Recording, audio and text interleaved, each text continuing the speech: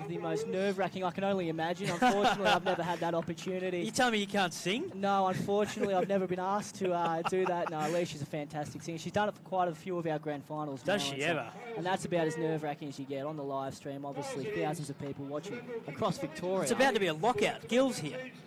Yes, Gil has arrived, ladies and gentlemen. Gil's here, but she does a magnificent job, and she's an absolute superstar of the Amos competition. Before we knuckle down into the first bounce, boys, I'll go to you first, Joshy. Just the leadership group from an AFL Vic Country point of view for people who are out there may not know who they are. Yeah, so Adam Baird is the captain for this year. He's 9 interleague appearances back at Golden Square. If you don't mind. He's had a handful of appearances now in the Big V too. Won the medal for Vic Country last year in the Victory for Vic Metro. Sam Dobson and Lockie Smith are the two vice captains as well. So and plenty of experience in those three as well. So they are the leadership group for Vic Country. I noticed the conditions are probably going to suit what we would say, Nico, are the country boys. One of them out there, Nathan Horbury, number 7's got the long sleeves on today. Keep your eye on him. He's one to watch. From an AFL VAFA perspective, an AFL Vic Country perspective, from the AFL VAFA perspective, Nico, the leadership group for the Amos, please. So Josh Fraser was appointed for the first time during the week from Old Melburnians. Josh obviously used to play VFL at Essendon and got a game in the NAB Challenge during the supplements saga. I know that Josh, you said before that Sam Michael was also getting a game during that. So he's been part of the Big V for a few years now. Josh, I remember talking to him when he was actually playing VFL at Essendon. He said, I just want to get back and play for Old Melburnians, but I want to wear the Big V. So this means so much to him to get the opportunity today.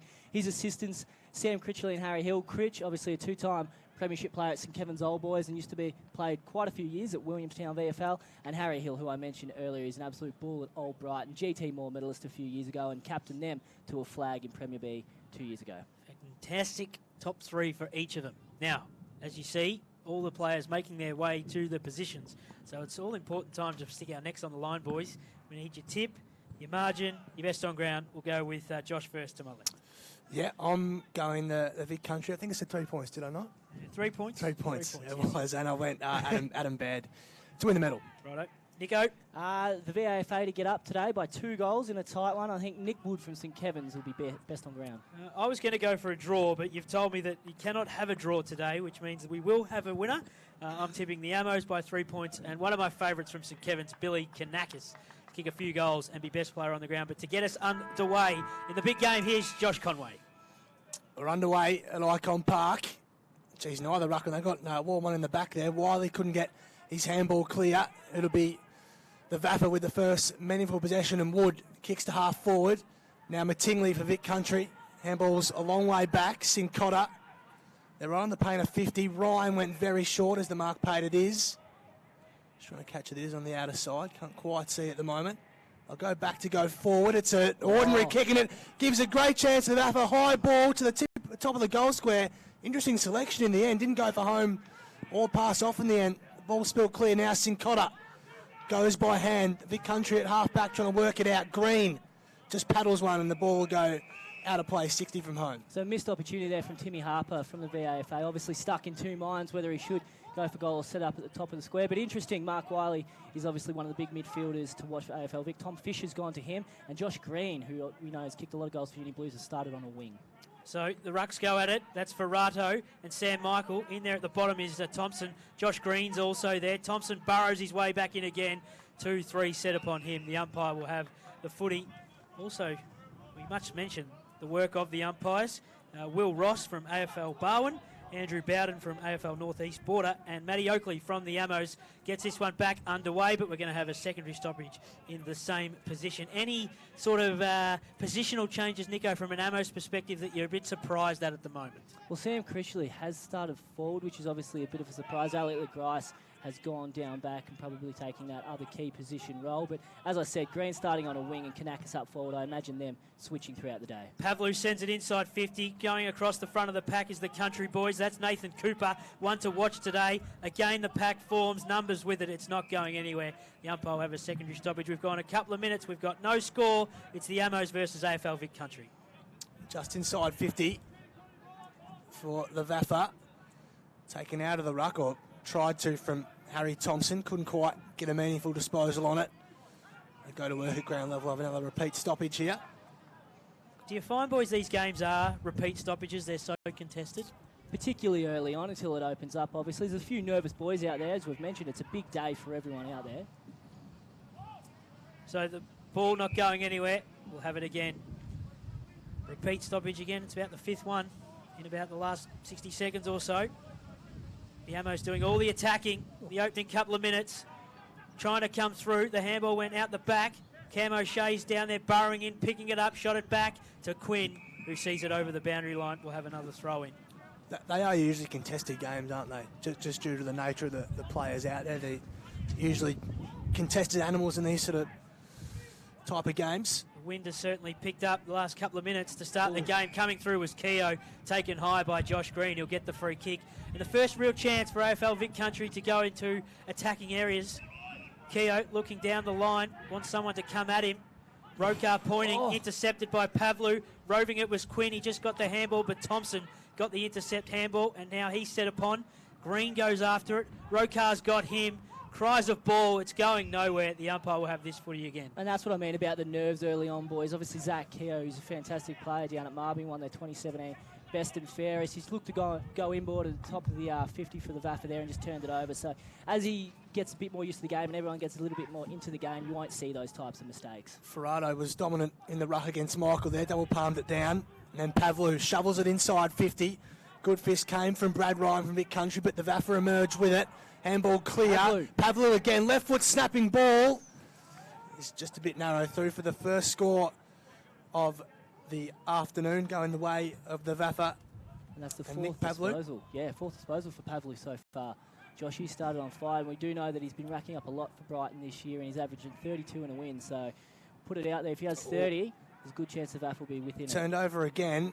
O'Shea gathered it, but then coughed it up. Keogh just tumbles one towards Thompson. Wanted the free kick. Nothing doing from the umpire. Ball sent out forward for the VAFA. Nice looking kick too to the hot spot. Just nicely done. And the ball emerges with Quinn, who just couldn't quite control it cleanly. Ball comes out now in Vic Country with a bit of space, and Tudor emerges with it from half back. Kicks to centre wing. 2-on-1 contest in the VAFA's way. Good tackle by Ferrado. In fact, he coughs one up here for a high tackle going the way of Vic Country. So they'll go inside the centre square. The ball with Adam Baird, the captain. He shot it to Keogh. They all 1-2. They combine. Here's Baird. Inside 50 go AFL Vic Country. Keeping it low, taking the mark. That's Sam Michael, the ruckman, the former Bomber. Will go back for the first shot of the day. Boys, I'm assuming that the wind is going against him the way we're sitting here today. Yep. It is. It is. It's probably going to be a tough kick. It's unfortunate for Ferrado to give that free kick away. Obviously, Michael's got free because of that, gone inside 50, and he's got a very good chance to give him the lead. So here's Sam Michael to kick the first goal of the afternoon. He's on the runway. He kept it low. It's not going to carry the packle form. Ferrado was down there, fisted it to the front. Roving it nicely was Manna. He turned around, tried to zigzag his way out of trouble. Here's Freezer, the captain. Got the handball on. They combine. Tom Paul just bangs it out of defence. Coming out to meet it is Harper. He went with the combined handball. Now it's on the wing. First out there to get there first. That's going to be Cam Tudor, who went backwards by hand.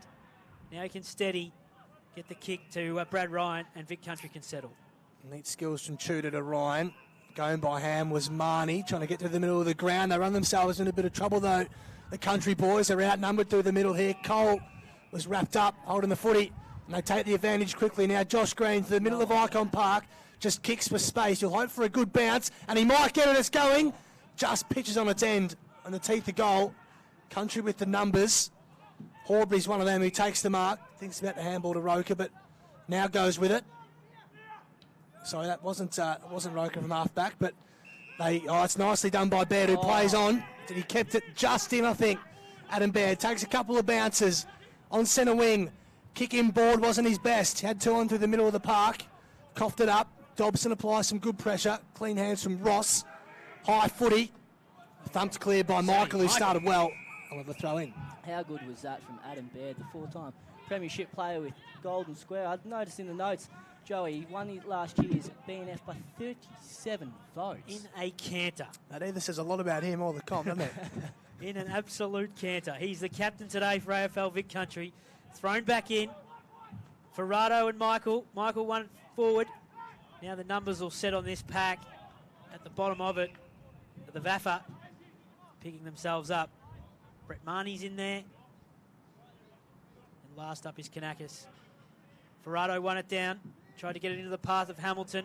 They intercepted that. Now Hamilton's at ground level trying to pick it up, get away from three of them. The ball, Gabe Hamilton, not going anywhere. On the wing, just the one behind so far through Nick Pavlu. Due to VFL commitments, Gabe hasn't played for 4 years, but when he did last play in Bendigo, he kicked 4 goals through the midfield. Here is Pavlu getting another kick, a clearance. Coming from behind was Harper. He couldn't get it. Now roving it. Vic Country can clear for the moment. Keogh's going to take the mark. He's also had a bit of it, boys, early. 4 or 5 disposals. Now he can stop and prop, look to see what's ahead of him. Keogh just pops it high to the wing. They'll fly. Contest, trying to rove it at ground level in there is Pat McKenna.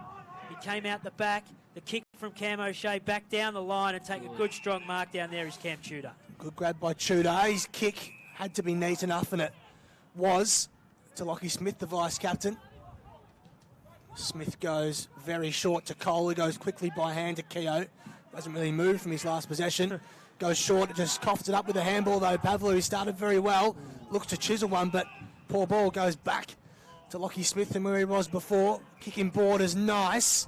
St Cotter just wriggled clear. That was nicely done. He's one to watch for the Country Boys. Rocker's got the overlap if they want, and he does now, but he runs into a big tackle, holding the footy, and they might look to take advantage here, VAFA, and they do. Looping handball over the top now, rip on to half forward. He's got Green in some space. He's a dangerous man to give some space to. Looks inboard, but the mark taken again by Vic Country, and they'll repel.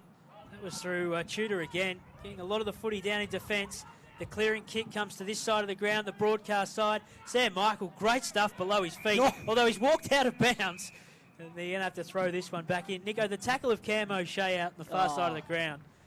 They're linking up well, the Vic boys, at the moment. And that's probably what we've seen Cam bring to Uni Blues, who are now under Heath Jamison, who used to be at St Joey's. I know he coached Cammy Tudor as well, so that's one of the things that Cam's really brought, is that aggression this year, and that's what we can expect to see today. Here's Nick Pavlu getting a handball up to Harper. He was tackled, and away goes James Hayes, the son of legendary trainer David Hayes. Got it to Keogh. Here's Cam O'Shea, met by Hayes, but broke the tackle. Now dancing on a dollar, tripping the light, fantastic, doing it really well. Got it out to Cassidy. Inside 50 go the Vics. To the teeth of goals, the pack forms. It's off hands, roving it down there is Lockie Smith. He can clear. The ball is now with the Sean Manor, who overran him, and it's going to find its way back out of bounds. Still just the one behind their opening quarter at Icon Park. I'll tell you what, it's been a great opening quarter so far from the Vic Country defenders. They've been under a heap of pressure. Obviously the wind going in VAFA's favour, and they just continue to repel. Their clearance work has been outstanding so far. They're just trying to get a score on the ball. There'll be a free kick going their way too. Giving it up with Sean Manor. Free kick taken by Kanakis. Right on centre wing on this broadcast side. Looks inboard. Had to be good. Dobson flew with the one hand. Couldn't complete the mark. Ripon butted up. They're still at half forward. And the mark is taken just outside 50 by Wood, who wheels and goes. Good looking kick. Fist came from Horbury. It was a... That's important the one. biggest fist you've ever seen. It flew a good 40 metres, didn't it? Through for a rush behind. To the VAFA, who lead by those two behinds. Now, the rule's still the same in Vic Country with all the new interpretations of running out of the goal square and all of that's come in. Yep. So they're not too uncommon for these boys. All pretty familiar. Yep. Nothing's changed there. Interesting, Nico, as I've mentioned during our own broadcast throughout the season, the huddle has disappeared because of the way teams kick out from full-back now. Sean Manor runs away with his footy up the wing. Michael went up with the one hand. It just overran Hayes, but now getting onto him is Benny Daru in the number 29. Sam Michael doing some really nice things at ground level and ferocity with the tackles as well, Nico. He's not afraid to get his hands dirty. No. Sam Michael, absolutely. No, Sam Michael and Anthony Ferrado going head-to-head today will be a phenomenal one to watch. Both will probably spend 90%. I think you said he'll spend most of the time for country today, Joshy, so that'll be a great battle to watch. And Connor Ross's kick went inside the heart of the centre square. Fortune favours the Brave. It did pop up to Cassidy, and inside 50 he goes. Now here's Josh Green. He's in a contest with St Cotter. The one to watch. St Cotter wins out. His handball went over the top. Little fist back to St Cotter. They did that well, and it came to Lockie Smith. He went by hand up the line, trying to keep it in, but couldn't. Down there was Mark Wiley. We've gone just over 10 minutes of play, 2 behinds, no score, AFL Vic Country. St Kilda was brilliant one-on-one then, wasn't he, Nick? Just clever bodywork, and he is the one who'll be able to keep up with Josh Green. Well, exactly, and that's what Josh Green, I know he's not the quickest bloke, but he's so nimble on his feet, so you need someone like St Kilda, who I noticed played in the Young Guns game. So for him to come up against a Josh Green today, who last year was on AFL list, that'd be exciting stuff for him. So they have a throw in again there on boundary umpire. Nice big one this time. One down by Country, good hip and shoulder, and they paddle it forward. Roker, which is the mark was dropped, probably should have been taken by Pettifer, went straight off his chest, but now they've got a chance. If the handball was clean, it was not. VAFA can repel now. O'Shea from half back, his kick is neat, just outside defensive 50 here, right on the outer side. Short ball. Is it out there, Joey? That's Cam O'Shea. Cam O'Shea, yep. The stickers. Should have trusted my instinct there. A body full of stickers. Ball to centre wing, fisted clear. Now emerging with it is Keogh. He's been busy so far. Roker goes very short and finds Pat McKenna, the former Demon and GWS player. Goes inside 50, good deep looking kick too. McCarthy emerges with it, comes clear, left foot snap. Wasn't his best, and really well rode, Manor couldn't keep it in, the ball out of play. From McCarthy. Probably had a little bit more time than he thought when he threw it on the boot there, but dangerous stuff. And they look to just be lowering their eyes a bit better than the VAFA are at the moment when they enter inside 50, the AFL Vic Not boys. too rushed, are they? This one's thrown in the forward pocket at their end of the ground. No one really went up in the ruck. It hit the ground. Daru fisted it away. Coming out is Hamilton. But first to get there is going to be Harry Hill. The Brighton captain went back to Gabe. Hamilton over the top. The little give to Rippon was good. Now the left foot ball. It's a high up and under on the wing right in front of us. Trying to take that mark out in front. Intercepted. The umpire's going to give the free kick to Sam Critchley. Right in front of the interchange gates at Icon Park. Ground in really good nick today. Josh Freezer's got the footy now, the captain. The left foot ball inside 50. He's got 2 to beat. Harper came across from the side. Right. Lockie Smith take a great contested mark down there, and they can clear the far side of the ground. Yeah, it was a fantastic effort by Smith. Had plenty to beat now. St Kilda, he'll look to do this all day. Rebound from the back 50. His best looking kick, but McKenna made it look pretty good. Clever body work, and now they swing it wide by hand. Goes back to McKenna. He then just waxes. And the ball inside 50 to Dobson. It went straight through his hands. Could have marked. Kanakis now looks to rebound for the VAFA, but it turned over St Kilda. Can he be clean? He was very clean. Did well. Nearly a free kick for a high tackle, but he might be ping for holding the footy if he doesn't get rid of it. Now coming clear is Harper. Squaring ball's interesting. Has to be good here. Who's going to be first to it? The Country on the scene first with Ryan. Goes back by hand to Tudor, and his kick is nice to Mattingly. Matt Mattingly from Kai Abram got the ball in the paint of 50 at the defensive end. A stop and prop for the moment. Pavlu came across, just partially smothered it. Tom Paul got that. Went to Kanakis by hand. Billy kept it low, looked for Gabe, got him at half forward. Now Gabe turns and go. Ben Daru at centre half forward. Now any day he can kick him from here. Here's Ben Daru, lines up to the top of the goals. It's coming back, but not enough. A minor score from Big Benny. And another behind. 3 behinds, Nico. Yeah, it was well worked. Yet to score. Well worked from Billy and the boys, and Gabe, particularly obviously looking for Benny Daru. And you'd back him there more often than not. Unfortunately, just pushed it wide. But they need to take these opportunities, particularly in this first quarter while we've got the wind. Horbury thought about going to the outer side, but instead goes very, very short to Marcus Thompson. Leopold, vice captain in the GFL. Goes very long, just goes to territory towards Bosley. Had 2 to beat. Did a pretty good job. Roker emerges with it. Pettifer. This ball might sit for him here just outside 50. Can he beat his man? He probably looked for the line in the end and gets what he wants. The ball just outside the paint of 50 for Country. Now, Connor Ross has got the job on Kane Pettifer today, which is just, again, like we talked about St Kilda before on Green, would be so exciting for him. It's one of those players, Connor Ross, who rarely loses a one-on-one battle, but this will obviously be the biggest battle he's had in his short career. So the ball was thrown back in. It came to Mattingly, and his little kick found Pettifer. There you go. And now I reckon Spud told us earlier in the week, Nico, Kane, outside of the Amos, was one of the only players to kick over 100 goals in last year's competition across the across all other competitions. Well, he was very excited when we spoke to him, wasn't he? But You wouldn't put it past him, given that Pettiford's kicked 414 goals in his 93 games for Kai Abram at 4.5 per game. I think he's only lost one of those games. And that was Kai Abram. What was that? A grand final by a couple of points. Here's the former Tiger, Kane Pettifer. Stand and deliver job, it fades a long way away, and it's out of bounds on the full. He's also the only player in the countryside over the age of 30. Believe it or not, he is 37, and Boost your he's the average oldest age. by a long way too. Boost your average age. Up the wing it goes. The ball is now with Critchley. He turned and go. There's 3 Vicks in front of this. Punched from behind. Cooper did well. Quinn's going to keep this in. Now he's got time. His kick's just over the top of Horbury. Trying to get there first was Kanakis. It bounced off his hands. Horbury can go across the far side of the ground. Adam Baird can clear for Vic Country. Yep, Baird goes very short to Roker, who's been pretty busy with ball in hand. Swings it very wide. They've maintained possession pretty well. Country early doors here. Back to Roker. Arrived to Bell Park from Shepparton this season. That's not his best though. Green swoops in, takes a clever mark at his bootlaces. Josh Green has runners on his outer side if he wants, but goes inboard instead and goes inside 50. Kick didn't really favour his target in Kanakis, and Country emerged with Wiley on the outer side. So Wiley looks up the wing. Did really well to hit Marcus Thompson in amongst all that traffic. Thompson could, for the first time today, just stop and prop for the moment. The kick was just too hot for Wiley. Did well to recover it. His handball, though, wasn't the greatest, but getting through. Vic Country, they can send this inside 50. The wind holds it up.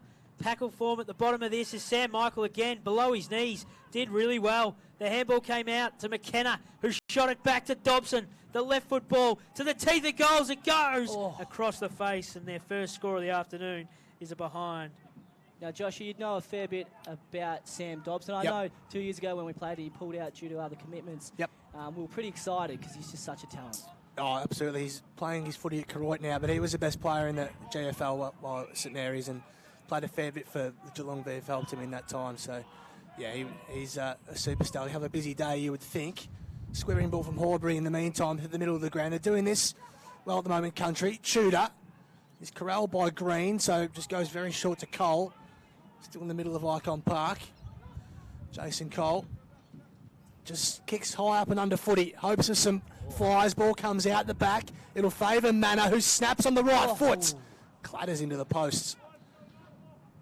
It's looking like a soccer score at the moment, boys. 3-2. Well, yeah, no one quite able to put it through the big sticks at the moment. I think AFL Vic Country at the moment have won this quarter, given how many forward thrusts have probably repelled, how well the defenders have played, and to be within a couple of goals. So the kick's going to come back in to our side of the ground. It's a 2-on-1 out there. Fisting it from behind was Smith. Roving it down there. Numbers, Mattingly's in there at the bottom of all of that. One of the Ammo's boys who picks himself up now. Tommy Fisher. One of the stars of Old Brighton, Tommy. A great season. Palmed it down into the path of Keogh. Just did a little dance on a dollar. Tripped the light, fantastic. Numbers, though, out there with the Vicks. And the ball is being taken by Elliot LeGrice. And they get a 50-metre penalty too. Nick, did you see what that was for? I couldn't quite catch. No, I missed that. Was for. LeGrice, he's a very experienced VFL player, Elliot. He's down at Old Brighton, one of the more experienced players of 69 games of VFL. It's a thumping kick too. Makes it inside 50, but just where they're swooping in. Short. It's Lockie Smith. He and Horbury been very busy at half-back. He and Tudor as well. Have retained possession really well, as I mentioned. Country, their foot skills have been good. By hand, not so much. Smith again. Looks to switch it wide towards Tudor. It was a poor kick, but the mark couldn't be reeled in. And Tudor, neat kick, finds Keogh, has been probably their most prolific with ball in hand so far this afternoon. Michael had 2 to beat. Couldn't reel it in. Harper, looping handball over the top. Pavlou did well to come clear with it. Keogh couldn't gather. Slippery footy. Pavlou again from the juncture of 50. Ball sails out in the full. Just not taking their time when entering inside 50 at the moment, the VAFA, and then because the Country's setting up so well down in defence, they're just on top. Yeah, they feel a little bit rushed going inside 50. I reckon they could take an extra step. Just stop and prop and see what they can make of it. The ball with Hayes. Goes through the centre of the ground. Adam Baird, it opens up for him. And all on his lonesome down there is McKenna. He can turn and go quickly. Holding him up on the mark is Connor Ross, who's done really well to keep him there, but now on a lead, coming out to meet it. And again, it's Kane Pettifer, the young 37-year-old. They just kept that forward 50 open for him so well there. It was a bit on the Big V defenders, didn't get back in time. But as we've said, Vic Country, they're taking their time when going forward and entering inside 50. They keep lowering their eyes, and that's why they're getting these opportunities. Smart play against the breeze. And Kane Pettifer for his second shot of the afternoon. We're still looking for our first goal. A big day today. Here's Pettifer. Kept it high. This time it goes to the other side of the goals. Another behind. So we are all square. It's 3 behinds apiece as we near quarter time. Spot on. Good game of footy this one. But neither side able to convert their chances at the moment. Rippon drives it to the outer side. It's a strong tackle by the Country player. Just trying to catch who that was. It was a strong tackle either way. Ball just inside the boundary, 60 from home. It was James Hayes with the ferocious tackle. Michael was unopposed in the ruck, so they emerge with it with Keogh from 55, wobbles one deep. So the mark taker MacArthur did a good job just to get a late fist in, but the VAFA still emerged with it with Ross, who feigned a couple of handballs but did a good job. Got it to Kanakis, looking to rebound, goes by hand to Pavlu, who's caught. Had to be quick and was. O'Shea limps on over the top. They've got out of trouble now with Lappin. From half back to half forward they go. Long footy. The ball might trickle out of play and beat everyone here. Cooper's happy to see it over. Well, that was just really well worked by hand from the VAFA. They're under pressure. It was great pressure from those Country forwards and mids, but just to work it and zigzag it through to get it forward was well done. Yeah, a goal here would be gold just before quarter time. We're at the Ammo's end of the ground. It's 3 behinds apiece. The ball thrown back in. One to the front. No one really there. First on it. But seeing it back over is Jason Cole, who I'm told, Nico, at one point last year had a game of 61 disposals. And 6 goals? And 6 goals. And 6 goals. If you don't mind. That can't be right. That is a day out. Can't be right. That is an absolute day out. You can't do that. Him and Tommy Paul going head to head. He'd be flat if he wasn't getting 3 votes that day. Sam Michael just takes it out of the ruck. Coming from behind was Harper to intercept the kick. Still at ground level, doing well is Cole. It came out to Pavlu. Now he steadies the kick, though, is no good. It's out of bounds on the full. Nick Pavlu's had about 10 this quarter, but a couple of kicks have gone wayward, out of bounds on the full. Yeah, he's finding plenty of it, Pavlu. As we spoke about earlier, he's been doing all year, but a couple of those shots on the left foot have just gone wide. So Tudor to get Country out of trouble for the time being. McCarthy flew high, couldn't reel it in. Ball seen out of play. He's known for that down Geelong way, boys. He loves a high fly. He and his brother had a bit of a contest this season. Obviously, Lincoln took a big one earlier in the season, and then Curtis, the very next week, I kid you not, took a nearly identical mark. So they can both fly. Cole couldn't quite get it clear. Comes out to Keogh. Michael spins out of trouble. Is he caught, though? He was stripped of it by Kanakis, who gets it inside 50. Thump clear. Ball with Thompson, and there's been pinged for a throw. Country survive again under some heat. Dude, Lockie Smith's going to get this footy and clear it out of there. He's had a pretty good start to the game as well. As up the line it goes. From the back, Freezer couldn't take the mark. McCarthy saw him. The siren sounds to end the opening term, where it is 0-3-3. That's the VAFA, AFL Vic.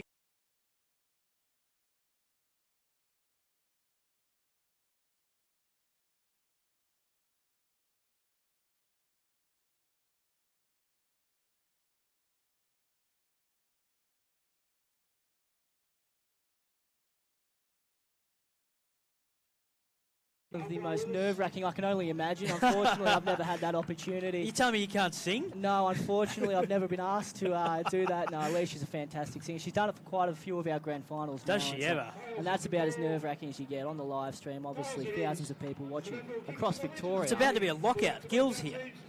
Yes, Gil has arrived, ladies and gentlemen. And not Centre of the ground. We're still looking for our first goal. A big day today. By the way. EO from 55 wobbles one deep. It's the mark taker. MacArthur did a good job just to get a late fist in, but the VAFA still emerged with it with Ross, who feigned a couple of handballs but did a good job. Got it to Kanakis.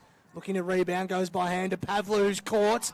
Had to be quick and was. O'Shea limps on over the top. They've got out of trouble now with Lappin. From half back to half forward they go. Long footy. The ball might trickle out of play and beat everyone here. Cooper's happy to see it over. Well, that was just really well worked by hand from the VAFA. They were under pressure. It was great pressure from those country forwards and mids, but just to work it and zigzag it through to get it forward was well done. Yeah, a goal here would be gold just before quarter time. We're at the Ammo's end of the ground. It's 3 behinds apiece. The ball thrown back in. One to the front. No one really there. First on it. But seeing it back over is Jason Cole, who I'm told, Nico, at one point last year had a game of 61 disposals. And 6 goals? And 6 goals. And 6 goals. If you don't mind. That can't be right. That is a day out. Can't be right. That is an absolute day out. You can't do that. Him and Tommy Paul going head to head. He'd be flat if he wasn't getting 3 votes that day. Sam Michael just takes it out of the ruck. Coming from behind was Harper to intercept the kick. Still at ground level, doing well is Cole. He came out to Pavlu. Now he steadies the kick, though, is no good. It's out of bounds on the full. Nick Pavlu's had about 10 this quarter, but a couple of kicks have gone wayward, out of bounds on the full. Yeah, he's finding plenty of it, Pavlu. As we spoke about earlier, he's been doing all year, but a couple of those shots on the left foot have just gone wide. So Tudor to get country out of trouble for the time being. McCarthy flew high, couldn't reel it in. Ball seen how to play. He's known for that down Geelong way, boys. He loves a high flight. He and his brother had a bit of a contest this season. Obviously, Lincoln took a big one earlier in the season, and then Curtis, the very next week, I kid you not, took a nearly identical mark. So they can both fly. Cole couldn't quite get it clear. Comes out to Keogh. Michael spins out of trouble. Is he caught, though? He was stripped of it by Kanakis, who gets it inside 50. Thumb clear. Ball with Thompson. And there's been pinged for a throw. Country survive again under some heat. Dude, Lockie Smith's going to get this footy and clear it out of there. He's had a pretty good start to the game as well. As up the line it goes. From the back, Freezer couldn't take the mark. McCarthy saw him. The siren sounds to end the opening term, where it is 0-3-3. That's the VAFA. AFL victory.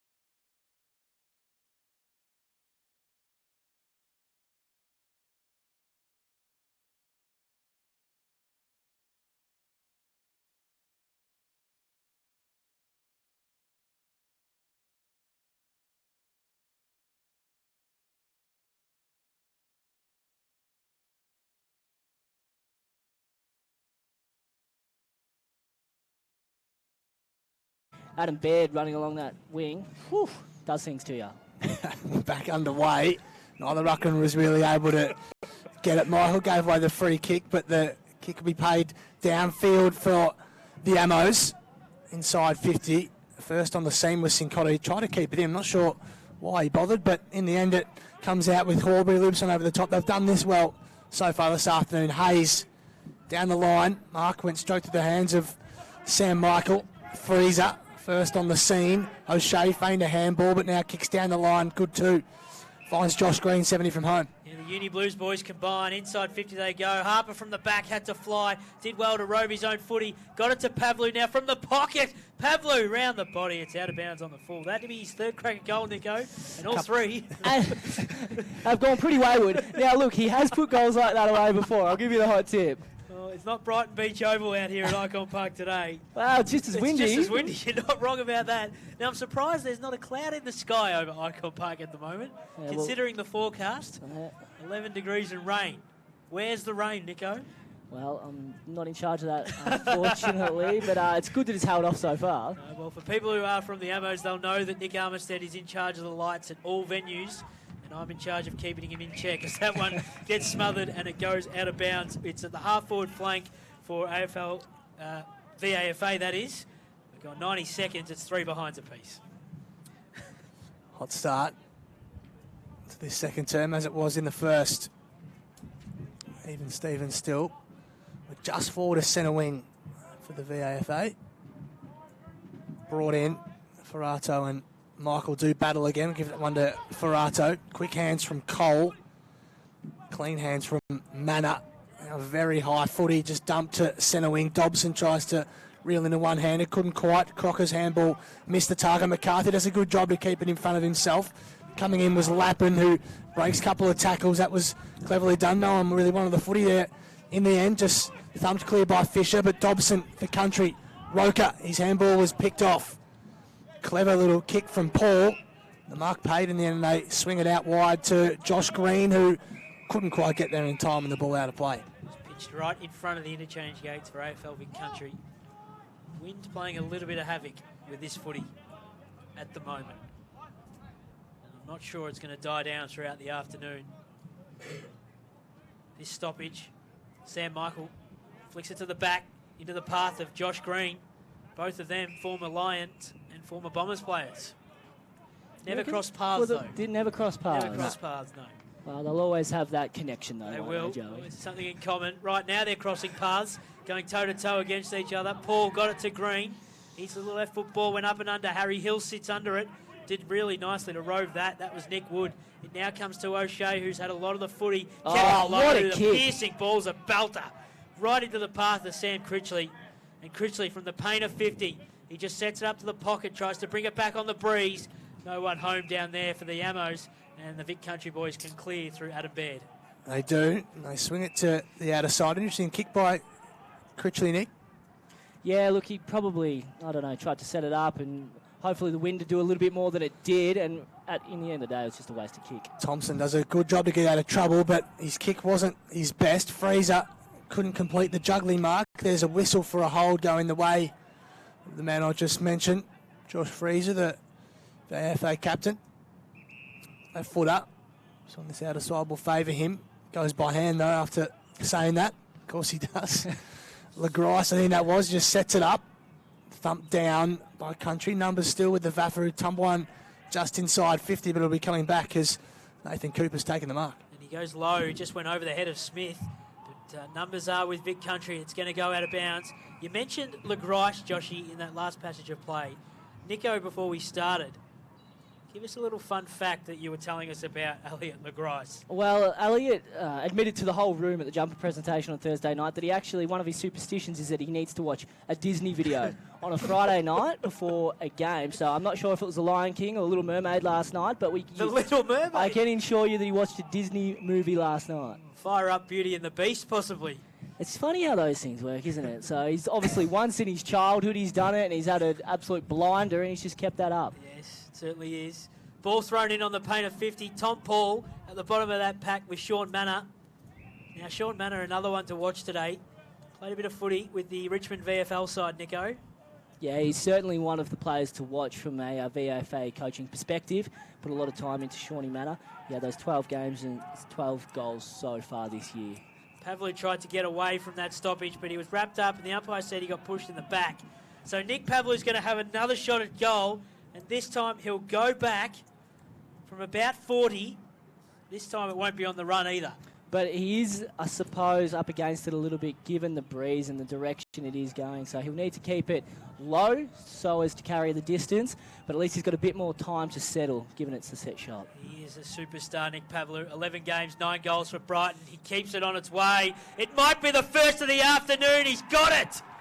Nick Pavlu, we've got a goal.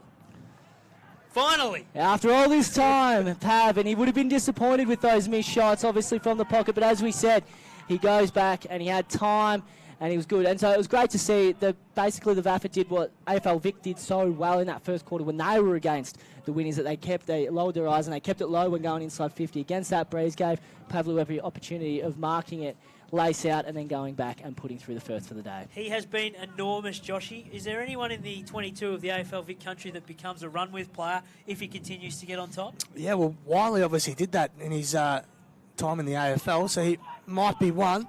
Roker wrapped up in a very strong tackle in the middle of the park. We'll have a ball up. 139 plays 3 behinds the VAFA's way. Early doors in this second term. Now there's blood rule, I think. Ferrado. Yep. Big fella. Have to come off. Interesting to see who goes into the ruck here. Well, Daru straight on. Benny Daru straight on. Go straight in. He'll go in. He's obviously done a fair bit of ruck work this year through necessity for collegians. He's a natural-born defender. Spent a bit of time in SA recently, but come to collegians this year. Michael just puts it straight down the throat of that man I mentioned, Wiley. He tumbles one inside 50. Kick was smothered going out of there, but now Cole spins, right foot ball towards Bosley, fisted down. Oh, geez, that's a heavy hit on Manor, but no free kick. Umpire said it wasn't high. Through for a rush behind. That was Marshall Rippon that dished out that hip and shoulder, and I guess it was well done in the end. You always are on the side of caution when it comes to that. So the Ammos bring this one back in. Tried to keep it low. Coming across the front was Smith. Had a lot of it in the first quarter. His handball went backwards to Sincotta. He was wrapped up in a strong tackle by Critchley. Just some real ferocious play here at the moment from the Ammos. A bit of confidence, a bit of momentum with them at the moment. They started the first term really well. And after the Pavlu goal, they've started the second term even better. A stalemate in the opening term. Pavlu's got the only goal of the day. The throw back in. Tap to the back by Michael. Josh Green's in there. Daru shot the handball back to Kanakis. Back to O'Shea. Now he's got to get it on his boot. He does. Just an up and under kick. Trying to come out to meet it. Tom Paul did well to rove it. Now he's got to put the foot race on. Harry Hill's going to be down there. Cooper's on his own down there as well. And he can clear through AFL Vic. Yeah, he read it best. Got his handball to Ryan, who waxes with Horbury. Back to Ryan. Neat kick too. Stuck on the outer side. High footy. Just hangs up in the breeze. Mark taken by Cole, who swings it by hand to Baird, who kept running.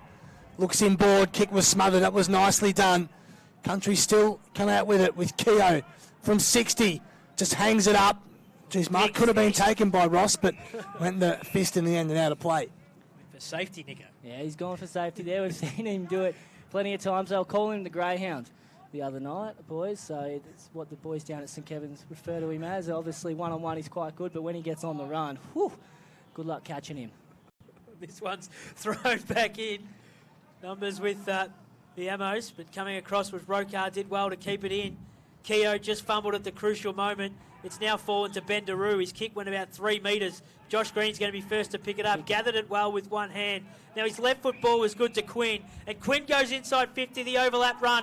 Here's Billy Kanakis. Can he stop it properly? Just slipped at the crucial moment. Cooper came across. The Vicks boys can clear, and they're on this side of the ground through Pat McKenna. Yeah, it was a knee kick from Sincotta too on his non-preferred left foot. That was a paw ball on his preferred foot from McKenna.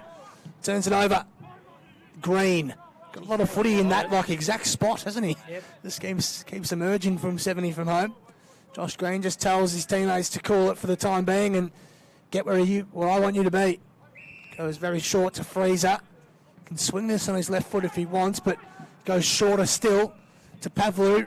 Would be nice if someone just went kind of near him. Juggling mark taken. Not quite. Couldn't reel it in. Ball still emerges clear. Wobbly left foot ball from Harper to the teeth of goal. He'll be first here at ground level. It is the Amos who emerge with it. Looping handball, but just turned over. They will probably want the line here, Country, if they can find it. They try to work it out by hand. He's caught. Umpire circling and holding the footy. Yes, they're calling it. The last couple of minutes, Nico, Billy Kanakis has just had some fumbles at the wrong time. Yeah, he has. He was probably a bit lackadaisical when he went inside 50 and he had all the time in the world, but really well closed out from Sin Cotter. And then obviously he got the bullet there from Nicky Pavlou and just went through his hands. But we've got Timmy Harper here lining up for goal, brother of Kieran, and he was playing a lot of EFL before Kieran went to Uni Blues, so he went to join his brother so they could play together. And he's every chance here. Harper for their second in no time. Didn't like it off the boot, but the mark taken. There were no flyers. Oh, gee. For Country. That was a coach. There it is, Sam Critchley. Now he's been brought back on his line. What are his chances quickly here, boys? Well, I've just said that Timmy Harper was every chance, and he nearly put it out on the full, so I don't like my chances of getting this, but... All right, I'll back him. Looks like he's going to left foot snap here. Yeah, he'll wheel around on the left. Yep. So Critchley tucked in against the behind post. This would be something to get them going. Can he bend it around? He does. Nicely done, Sam Critchley. Yamo second.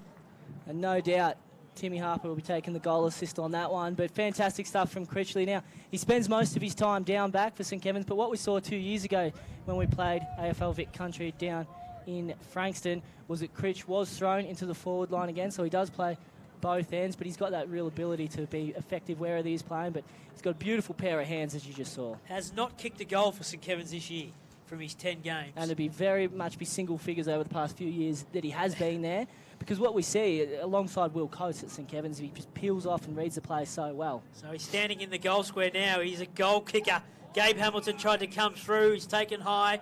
Advantage paid, and in goes Fisher. He sends it inside 50, down towards Critchley again. The contest coming across the front. Beautiful. A great mark down there from Cam Tudor. Super stuff. He's had a great game so far. And he goes across to the pocket through Vic Country. The far side of the ground now. Here's McCarthy. Important time for Vic Country here. They just need to settle and wrestle back a bit of the momentum. 2-3-15 to 4 behinds in favour of the Amos. Up the line we go. Packed forms. Michael's in there, so's Daru. O'Shea's at the bottom. It was kicked off the ground by Brett Marnie. It found the boundary. We've got to throw in on the far side of the ground. We do. Just repeating that score, 2-3-15 to 4 behinds. The VAFA's way at this stage in the second term. We're about 65 from home, 60 out for Country.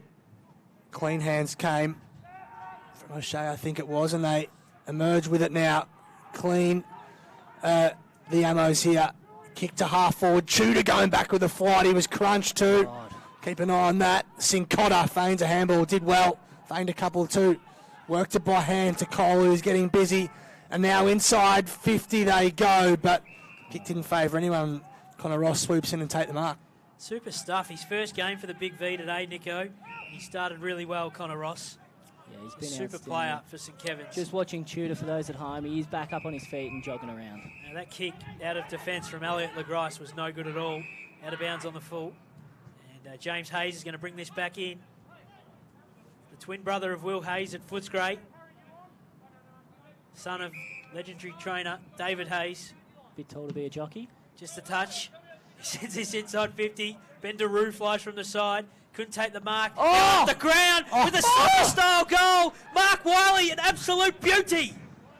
Wow, take your chances when inside 50, boys. They haven't got a lot of opportunities so far this quarter, the Vic Country forwards, but Mark Wiley has just taken every bit of advantage he could there. That was absolutely phenomenal just to throw it on the boot. Sam Kerr style, about 25 metres out. It's a beauty from Mark Wiley. He's a former AFL listed player for Carlton and the Giants. Played a bit of footy with the Murray Bush Rangers, and since playing with Yarrawonga, Joshy. Yeah, it was really just a clever goal, wasn't it? Just pure instinct, that one. Threw the right boot at it and just curled in nicely. You're right, it was Sam Kerr-esque, Nick. Got a bit of get a curve on it too. So You'll be happy with it. back in the medal. Are you referring to a male Sam Kerr? Is it an No. no? I'm the soccer player. Right, yeah, yep. So the Amos with the footy, they swing it by hand, rip on to half forward, neat kick, just green, read it like a book, didn't he? Just sold Sincotta the dummy, and then chisels one inboard. Just pierced the hands of Wood. Couldn't complete the mark. That's nearly a free kick given away. The Ammo's still with it. O'Shea has time to settle and kick the goal. The quick response. Exactly right, the quick response. And how good was that from Josh Green down on the flank? He just put on the afterburners. And we talk about he's so nimble and he moves so well and he uses his body so well against his often quicker opponent. And that's exactly what he did there. Obviously a bit too much on it, that kick, but Tommy Quinn did really well at the top of the 50 to work that out again. And Cam O'Shea, hasn't he started well? Certainly has. It is now 3-3-21. That's the Ammos. AFL Vic Country 1-4-10 at the 16-minute mark of the second quarter. It's definitely opened up a bit more. Not as contested and sloppy, I would say, in the first term, where it was just tight now. It's just opened up a little bit. It now comes away through Keogh, and the quick kick inside 50. Now dribbles towards the goal. Is he going to keep running on? Back there's Josh Frizo, finds the safety. A rush behind. The umpire said, yep, all clear. Minor score. So the captain of Old Melburnians, Josh Frizo, to bring this one back in. He's also the captain today. Just goes by hand to LeGrice. Goes up the line with a kick. No one home. Smith takes the mark right in front of us. We can send this ball back inside 50 for AFL Vic Country. Probably been their best so far. The vice captain, Smith. Inside 50, nice kick to McCarthy, who marks 45 from home. He had a couple of options to go to there. So the fact that he needled it like he did, straight to McCarthy, straight in between the big V defence, phenomenal kick. So Curtis McCarthy, a handful of games for the Geelong VFL side this season as the 23rd man. Got a bright future ahead of him if he can keep progressing his footy. He'll kick from around 45 by the time he makes contact. We're right behind him here. Curtis McCarthy asks the Breeze to do the work for him, and he nails it. Nicely done, Curtis McCarthy. Goal for goal here at Icon Park at the moment. That is an absolute belter. What a kick. Just put it up and hung it out there. Let the Breeze, as you said, Josh, you do all the work.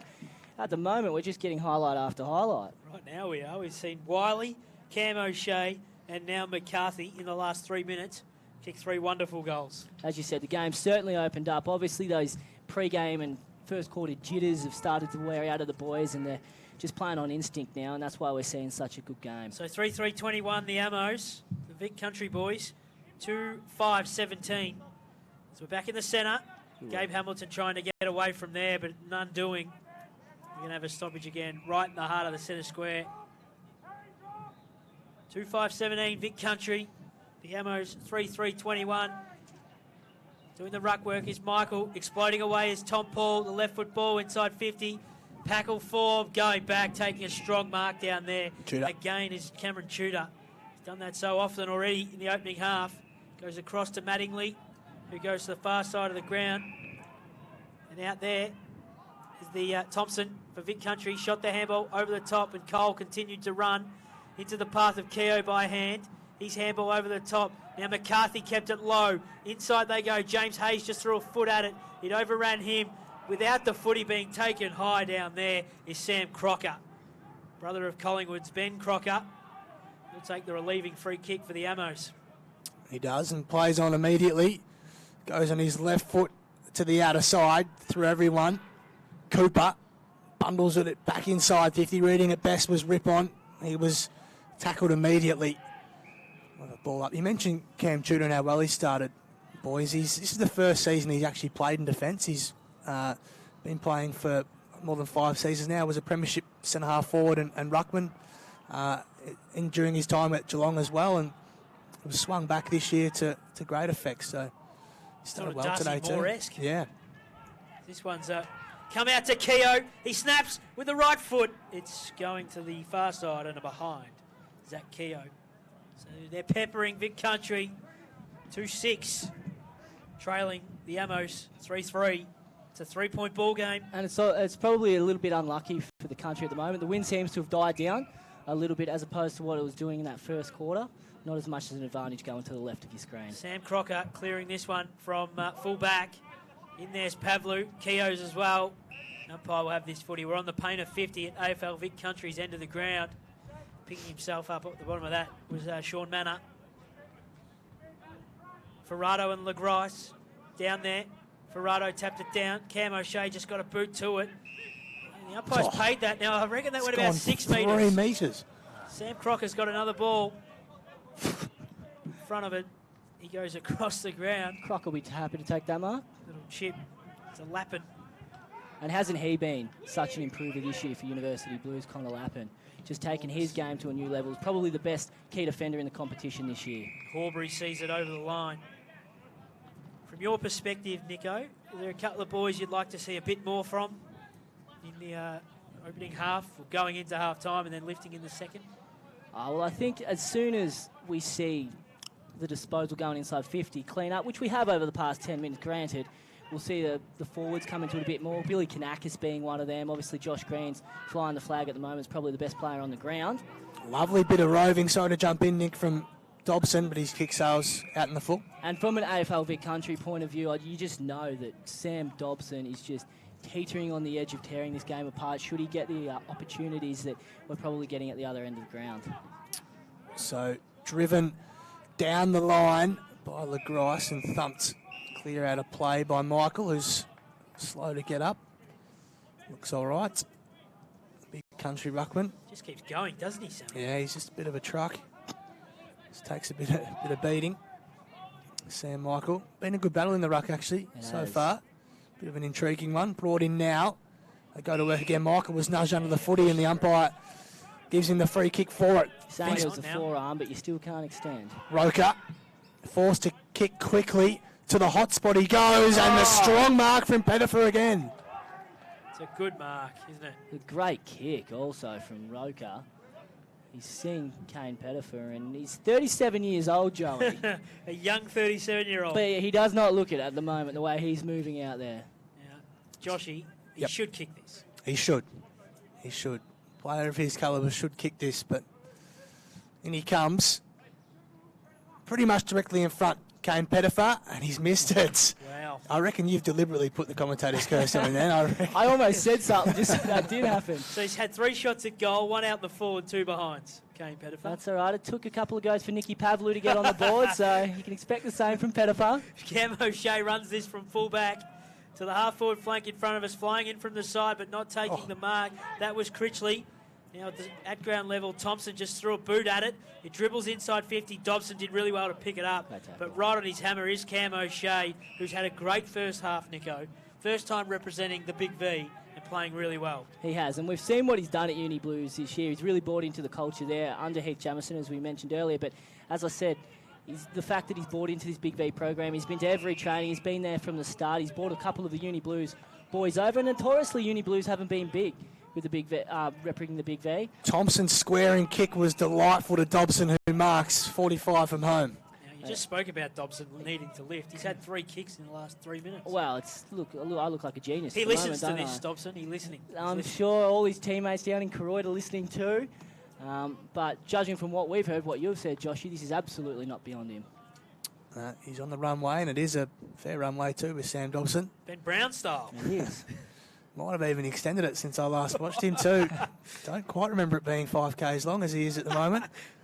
And he comes over. I think he'll kick from about 45. No, he kicks from just inside 50, Sam Dobson, but no worries. What a kick. Straight through, and they take the lead for the first time today, yes. Big Country.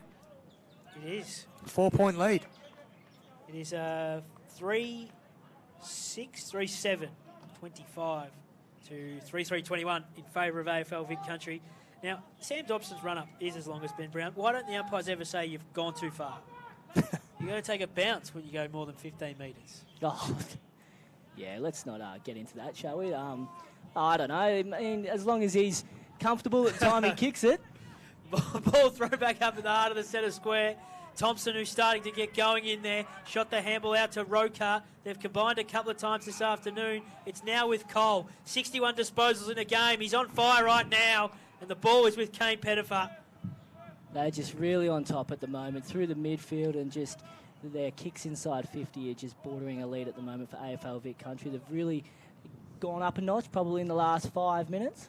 Now, the former Tiger has had 3 shots for 3 misses. This will be the hardest one, and every chance this is the one that goes through. Yeah, look, he's going to have to put up with the wind again. Here's Kane. It's on the runway. He did exactly that. Let the breeze do the yes, rest. please. And what did I tell you, Nico? What did I tell you? Kane Pettifer kicks an absolute beauty. They pull further ahead, 4-7-31 to 3-3-21. Well, don't give it to him straight in front, 25 metres out. Give it to him 35 metres out from the pocket. No, look, and we often do see that. You put a little bit, and they probably concentrates that little bit more because he needs to ensure he gets even close. But what a phenomenal kick. And AFL Vic right on top at the moment. Yeah, they've had all the play in the last 10 minutes, Joshy. Certainly have. 2 in a row. Quick time too. Bosley into the ruck, just relieving Michael for the time being. Country again emerge with it. Quick hands from Cooper at half back. They swing it down the line. Cole couldn't quite beat 2. Clever handball from the Grice it was. Right on the outer side. They look in ball, but the kick was poor. Swinging in was Keogh. He's got numbers in the middle if he wants. Hangs it up to centre half forward. Here comes McCarthy coming late, but sitting in the good spot was Ferrato. Goes short to Josh Green at half back. Now, Josh Green had a quiet 10 minutes or so, and ever since Pavlu kicked that goal, Nico, they've put someone on him, I reckon. He hasn't had as much of it as he would like. Rippon's got it now. O'Shea, who's running freely. Now, he didn't use Hill. He just went up the line instead. Harper's got to sit under it. It's going off hands. Throw in. 10-point lead as we near half-time. As you can see, the experience of those Uni Blues and former AFL boys from the Big V side of things. Joshy Green just slowing it down. Cam O'Shea just directing play back there, telling everyone to slow it down a little bit. We don't have the momentum, the VAFA that is, to slow it down. 27 minutes gone. They've ticked over, nearing half-time. Tom Paul goes off the ground. It's a haphazard kick inside 50. It falls to Harry Hill. His handball went to Kanakas, who fumbled again. Now the high kick clearing. Keogh went back with the flight. Courageous stuff. It fell to Dobson. Got it to Rokar, who's now on with Cole. The overlap run, they are combining brilliantly. And in a ton of space is Pat McKenna, who can turn and go. He chooses not to. Now he'll have to go back from outside 50. Pettifer leads to the pocket, and Pettifer's got it. Wonderful ball movement from AFL Vic Country, end-to-end stuff. And Kane Pettifer, just before half-time, has a chance to kick his second in a matter of minutes. Just the way they're moving it at the moment through the middle of the ground. They're taking the shortest trek they possibly can from defence into attack, and it's working beautifully at the moment. And they're just creating so much space for Pettifer and for McCarthy up forward. So Kane Pettifer, the former Tiger, plays at Kyabram now. Has taken it all before him. The kick's on its way. He's trying to bring it back himself. He misses. Another behind. It was far too easy for Kane, who's kicked over 400 goals from 90-odd games. Just poked it a little bit then. With Kyabram. It's 4-8-32 to 3-3-21 as we near half-time. We do. Frees up. Dumps it out of trouble. Juggling mark, clever mark taken by Harry Thompson. The old Trinity boy, 58 matches for them. Kicks down the line. Flyers wanted. Big pack form too. Falls fortuitously for Daru, just shovels it forward. Numbers with Country Sincotta first on the scene. Oh. Just about keeps it in, but all got out of play. He's got some tricks, doesn't he, Joshy? Yeah, he's flashy. He certainly catches the eye, Alex Sincotta. Absolutely. Why wouldn't you? Playing on Harry Hill at the moment. Half-forward flank for the VAFA. Ferrato doing the ruck work with Bosley. Bosley just tapped it down into the path of Gabe Hamilton. The bull, he's set upon by a couple. The umpire says, I'll have it. We're right on the paint of 50. If they can sneak a goal here, it'll cut the momentum that AFL Vic Country have going into half-time. Ferrato and Bosley go at it again. Down to coming through Harry Hill now. He's set upon by a couple.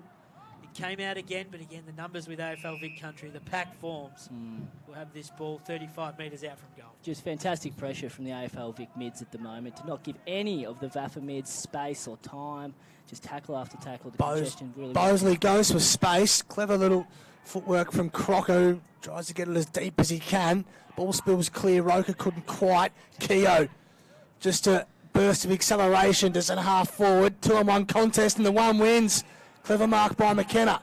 He's got Dobson running for him wide at half forward, who finds it now. McCarthy's on the burst. Ignores him. Sam Dobson, he's 60 from home. Now backtracks. He might have been looking bored here. No, goes short. Chiseling ball to Pettifer again. who's showing Ross a clean pair of heels at the moment.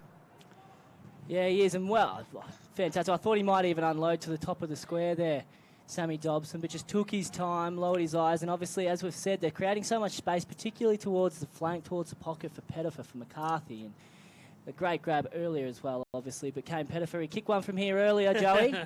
He could kick this one. He's every chance. He's every chance, Joshy. Certainly is. Nearly an identical shot, isn't it, from his last goal? And he comes, goes the inside out, sort of set shot. He's hung it out too far. And was it touched before it went out? It was. Forgot to tell him the wind had died down a little bit. He's not having much love in front of the sticks, Kane. 1 goal, 3, 1 out in the 4 in that one. Closing in on half-time. The young 37-year-old. Former Tiger from Kyabra. This one's thrown back in the pocket. AFL Vic Country in attack. We're ticking over 30 minutes in the second term. Michael just won it to the front. The numbers form. The umpire will probably come in and have this footy again. He will. Good crowd in. It was expected to absolutely pour down. 11 degrees and rain. None of that so far at Icon Park in Carlton. HQ for AFL Vic Country. It came to Cole. His quick left foot snap went across the face. Seeing it over the boundary line is Nick Roker from Bell Park. Have this footy thrown back in again. A lot of numbers around the ball. Nearly every player inside the arc. Yeah, I think the Ammo's just doing everything they can to ensure the Country don't kick another goal before the half-time siren here. Throw back in. Ferrado tried to win it down to the back. But again, the numbers are there. It's going nowhere, so the umpire will have this footy again. 11 points is the margin, 4-8. Plays 3-3 at the moment. The Country's way, it's deep inside there. Forward half two. Keogh was caught. Will he be pinned for it? There were cries for holding the footy, but nothing doing from the umpire, who'll ball it up again. I think Nick's spot on, just trying to lock it down, and save being scored against here, the Country boys. Another strong tackle. That's been a feature this afternoon. Another ball up 20 out from home. Has been fierce, played in some really good spirits the opening half too. No niggle off the ball or anything like that. Now, the umpire's found a free kick in all of that, and it's going to go the way of the Vics and Ferrado. Now, the big ruckman from De La Salle. He'll just kick as far as he can towards the boundary side. It's going to be fisted back in. Roved really well. The handball from Cole went straight up and down to Quinn. But the siren beats them. It is half-time at Icon Park. The Ammos 3-3-21, trailing AFL Vic Country, who had all the ascendancy, closing in on half-time. 4-8-32. We will take a quick break.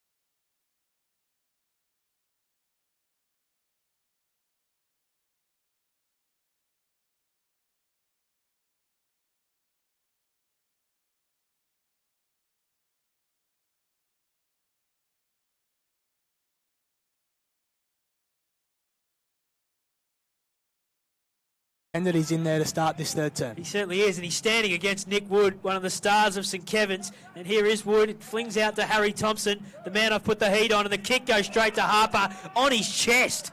Inside 10 seconds. Harry Thompson in the centre square.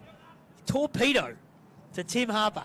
Yeah, so I don't know how much he meant it, but it absolutely came off, and Timmy Harper luckily on the end of it. But the space created because Thompson, who started at centre half forward, worked up and got that kick through the middle. So here's Tim Harper in the opening minute of the second half to cut the margin. The kick just goes to the top of the square. He sort of set it up, let the breeze do some work. It didn't help at all. Off hands. It's in the forward pocket. Not a great kick from Tim Harper, he didn't really kick through it, did he? So I think maybe it got to the last couple of steps and did a couple of mines there, whether they put to the top of the square or whether they kick through the ball. So unfortunately, that's a missed opportunity. Now the ball has been punched over into the stands, and the umpire's gone looking for it. He's found one now. Throw this back in, and straight away, all the numbers have pushed up towards this contest. It's going to fall short. Tap to the teeth of goals. Trying to come through, flying through with a kick off the ground and hits the bottom of the post. It's a minor score. Did you catch who that was, boys? I think it might have been Critchley went off the ground and hit the bottom of the post and hit the fat bit. I think he was watching Mark Wiley earlier in the game. The ball with Marnie as they clear this out of defence. It is. He's got a target on his back. With these two just saying he's pretty ordinary in the first half. So just a nice early possession for him. Right at full-back. Country and Cooper clears. Flyers were wanted, coming hard from the back with Smith, who had a terrific first half, as Nick and Joe mentioned. Numbers at ground level. Geez, he's been in the footy. That's a hot call, but I guess you've got to show some intent to get rid of it. Tom Paul's been given a 50. And a 50 for abuse, I reckon. Not happy with what he's said to him, Lockie Smith. I reckon, is that Matty Fields, the Ammo's umpire, taking Tom Paul all the way to the goal line? Matty Oakley. Matty Oakley, sorry. He's a field umpire. He's a field umpire. Goodness me. So he's got every bit of that 50-metre penalty. Has he ever? No surprise that's come from a VAFA umpire. Let's not go top of the square. All of a sudden. The unmissable. No, it was just a couple long. That's all right. This game's gone in fair spirits, and now Joshy's throwing bombs up here, Nico. Yeah, well, it's 2-on-1, so there's plenty of time left in the game. So Paul with the goal and the perfect start for the VAFA. It's what they would have wanted, I would imagine. Stu Power in the rooms at half-time. Well, as you said, probably that half-time siren came at a good time for the Ammos because the country were right on top, so they wrestled a little bit of the momentum. So Harry Thompson again comes in off the line. His man does not follow him in this time. Billy Kanakis now. His kick is smothered well by Thompson in there. That's Marcus Thompson of Vic Country. He comes out now to Pavlo, who tries to run away, but he's caught. And picking it up now, Cooper burrows his way back in. He finds the boundary line, try-style. And the umpire will throw this back in, right in front of our commentary position. A couple of minutes into the second half, it's 4-4-28. The Ammos, Vic Country 4-8-32. Ferrado and Michael are going to go at it again. Ferrado won it down into the path of Paul, who cut a swathe through them, sends it inside 50. The kick towards Harper. The fight down there from Smith. He's set upon by Green. Managed to get a handball out to the side. Now chasing him down. The cries of ball. It comes back out. The kick from Hill inside 50. It's all the way. He's got it. Harry Hill. Well, we've seen him do it plenty of times for Brighton in big games, Joey. He turns up in big games, Harry Hill.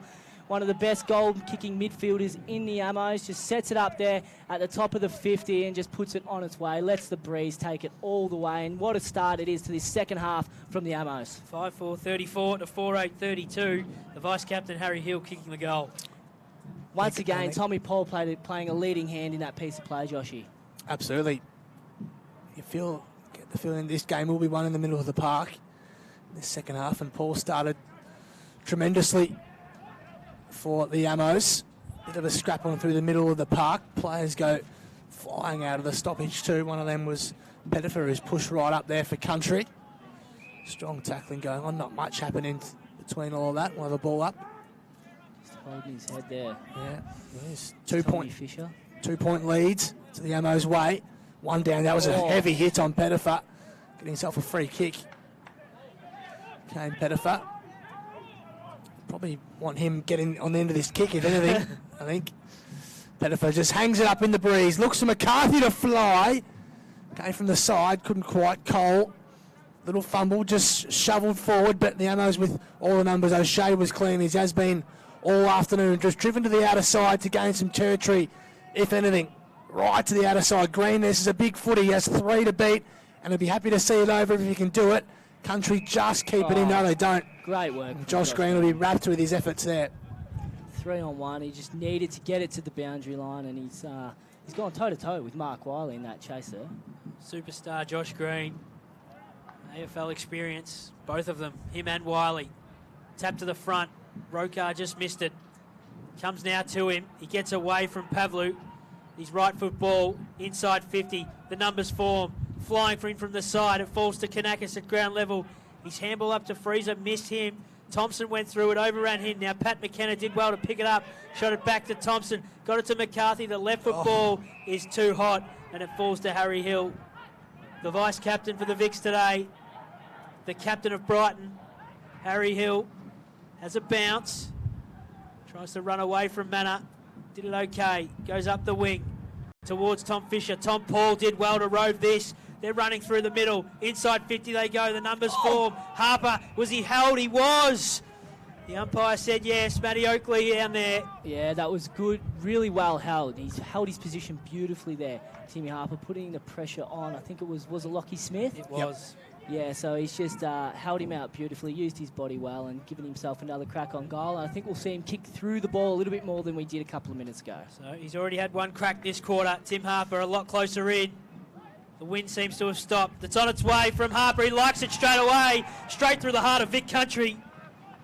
Goal to Tim Harper. They move further ahead. They've kicked 3 already. It all started with Harry Hill down back, just taking his time. But Tom Paul, once again, once it hit the midfield, Tom Paul's acceleration through the midfield, then use inside 50 was phenomenal. 6-8-44, or rather 6-4-40 to 4-8-32, an 8-point lead. Yeah, it's all of a sudden too, isn't it? Happening quick time. Now keep your eye on this, boys. Harry Thompson has run off centre-half forward each stoppage, and Cooper has not gone with him. Yep. It happens again. He's just looking to sit back in the hole, isn't he? Cooper. It's a dominant fist. Comes to the middle of the ground. It was Thompson again. Strong tackle laid on him. But the Ammos emerged with it. Driven back inside. 50 again. Fist came from Smith. Did a good job. And it goes out of play. 60 around from goal for the Ammos, who lead by 8 points. I just wonder with that, with what we heard from Spud talk about Cooper, why he isn't going with him and being an influence at the contest. Well, as you've seen today, I guess moving inside 50 hasn't been elite from either side, so you pump it forward, he's just going to pick it off all day. Michael had front position and palmed it down. Hayes on the turn with his left foot. Dobson flew high from behind and then butters up his own work. See that? That was magnificent. Now they flick it by hand. Roker over the top, finds Horbury in some space. They flick it by hand again, taking the bounce. There's no one home. Nick's spot on, just lobs it up in the hope that Thompson can mark. Couldn't quite. Little fingertip job. McCarthy, quick fumble. The handball from Thompson was hot. Strong tackle by Horbury and followed up. Another stoppage, 40 out from home. Just wonder why Thompson didn't keep going and go on the right foot. He tried to turn back in. Obviously, 2 Ammos players set upon him. So the tap down from Ferrado to Fisher. He got a kick out, but it falls to Rokar on 50. The pain of 50 for Vic Country. He'll send this back in. The numbers will form. The one hand was thrown out by Dobson. It came now to Pavlu. He got it out. The kick, though, from Marnie. He shot it goal. It's going right to the line. It's just missing from Brett Marnie. Well, great pressure from the forwards from AFL Vic Country there to allow Brett Marnie to have that shot on goal. So Freezer will bring this back in, kick it as far as he can, right up the centre of the ground. The numbers now with the Vic boys. Picking it up, doing well, just got it out. Fierce in there is Sean Manor, doing enough to get his little boot to ball. Marnie's in there as well, piling in. The umpire will have this footy in the heart of the centre square. The Ammo 6-4-40, Vic Country 4-9-33. Hasn't this one just clicked up a notch? Yeah, it has, the last couple of minutes. Really getting fierce around the footy. Not that it wasn't before, but it's just gone up even further, you feel. Roker was nutmegged. Just tumbled forward. at ground level. Looping handball over the top. A little fumble from Mattingly and coughed up. And they go forward again. The VAFA, Harper to half forward. Meek kick 2. Finds Quinn, who wheels and goes quickly. Good looking kick 2. And he's got his man. Finds Harry Hill again. There was a moment there where you wouldn't have blamed Tommy Quinn, who is a prodigious kick of the ball, to take his time and go back, but obviously looked around to the top of the square and inside 50, and Harry Hill once again pummeling inside 50, running super hard. He was just got the ball down back moments ago. Sets up for his second shot for the quarter. His second goal of the afternoon. So Harry Hill, decorated player, comes in, likes it immediately. It's a strong start to the third term for the VAFA. It's their 4th goal of the term already. He's the first multiple of the afternoon, Harry Hill. Well, things have really opened up. Both sides.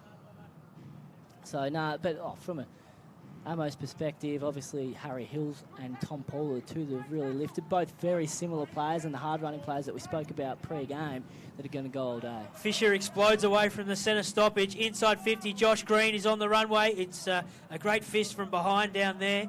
That was by Sincotta. He's having a great little battle with Josh Green. And now Vic Country can pick it up and clear for the moment. It comes to Keo. He's set upon well by Nick Wood.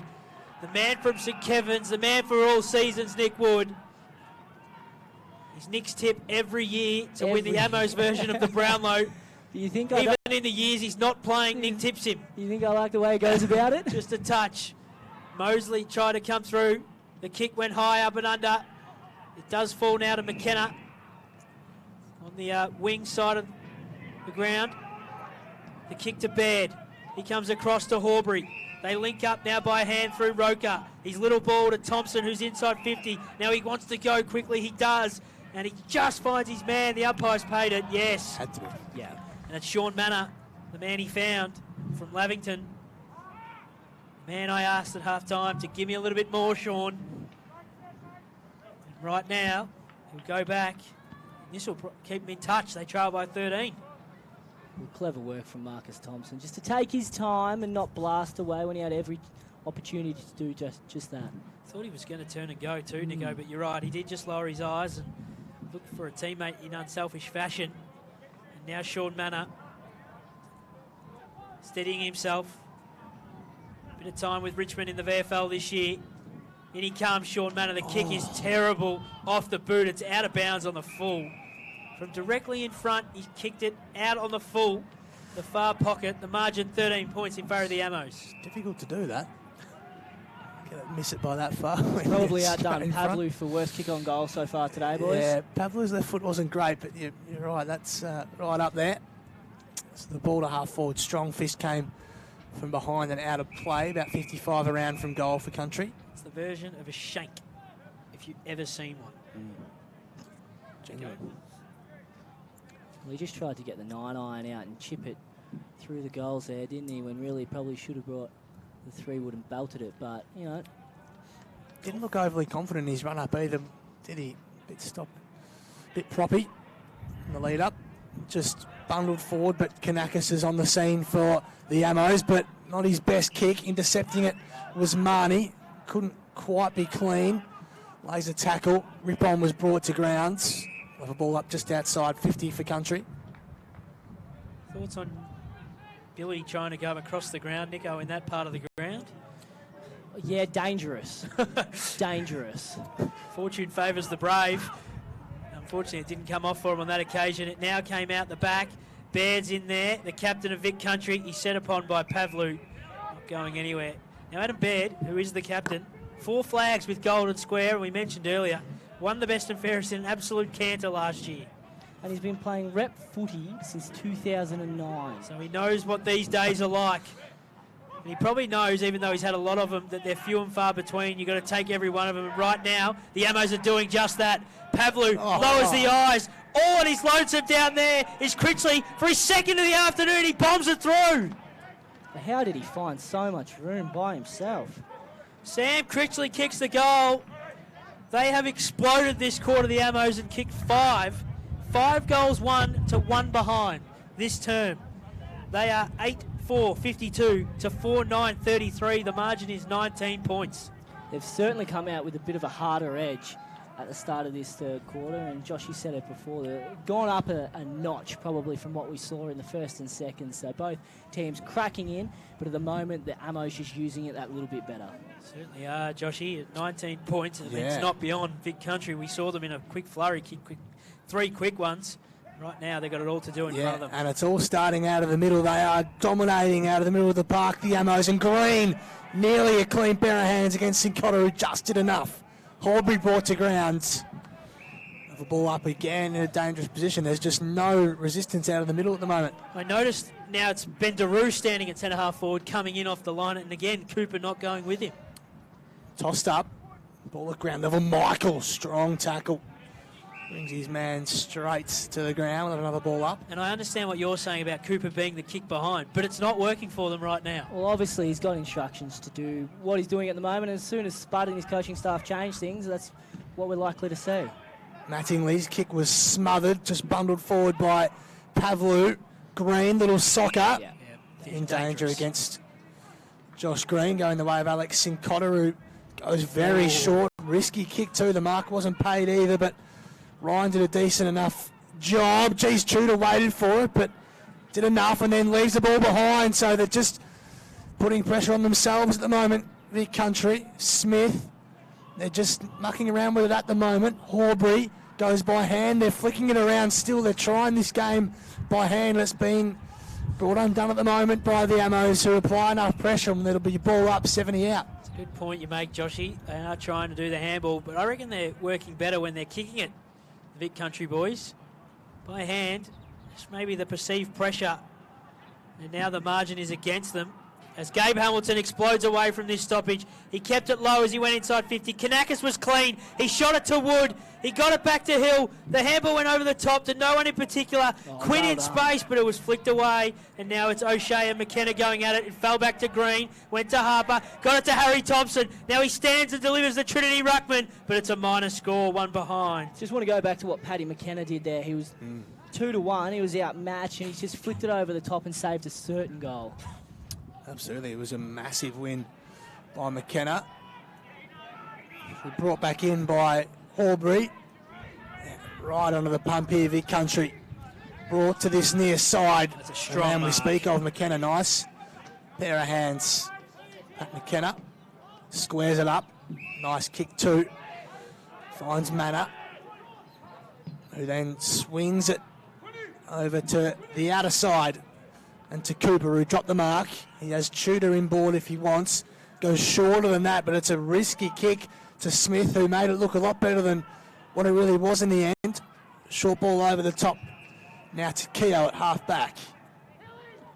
And this is what we've seen them do. And when we've moved the ball well, they've slowed it down and they've just looked for targets and just tried to keep possession of the ball by foot. That kick missed Marnie, but it got back to Keogh. And he's chipped up the line to a contest with Michael. It overran him and it found its way over the boundary line. 8-5-53, that's the Ammos. Vic Country 4-9-33. They went in at half time, 11 points up. They trail by 20. The VAFA have exploded in the third term.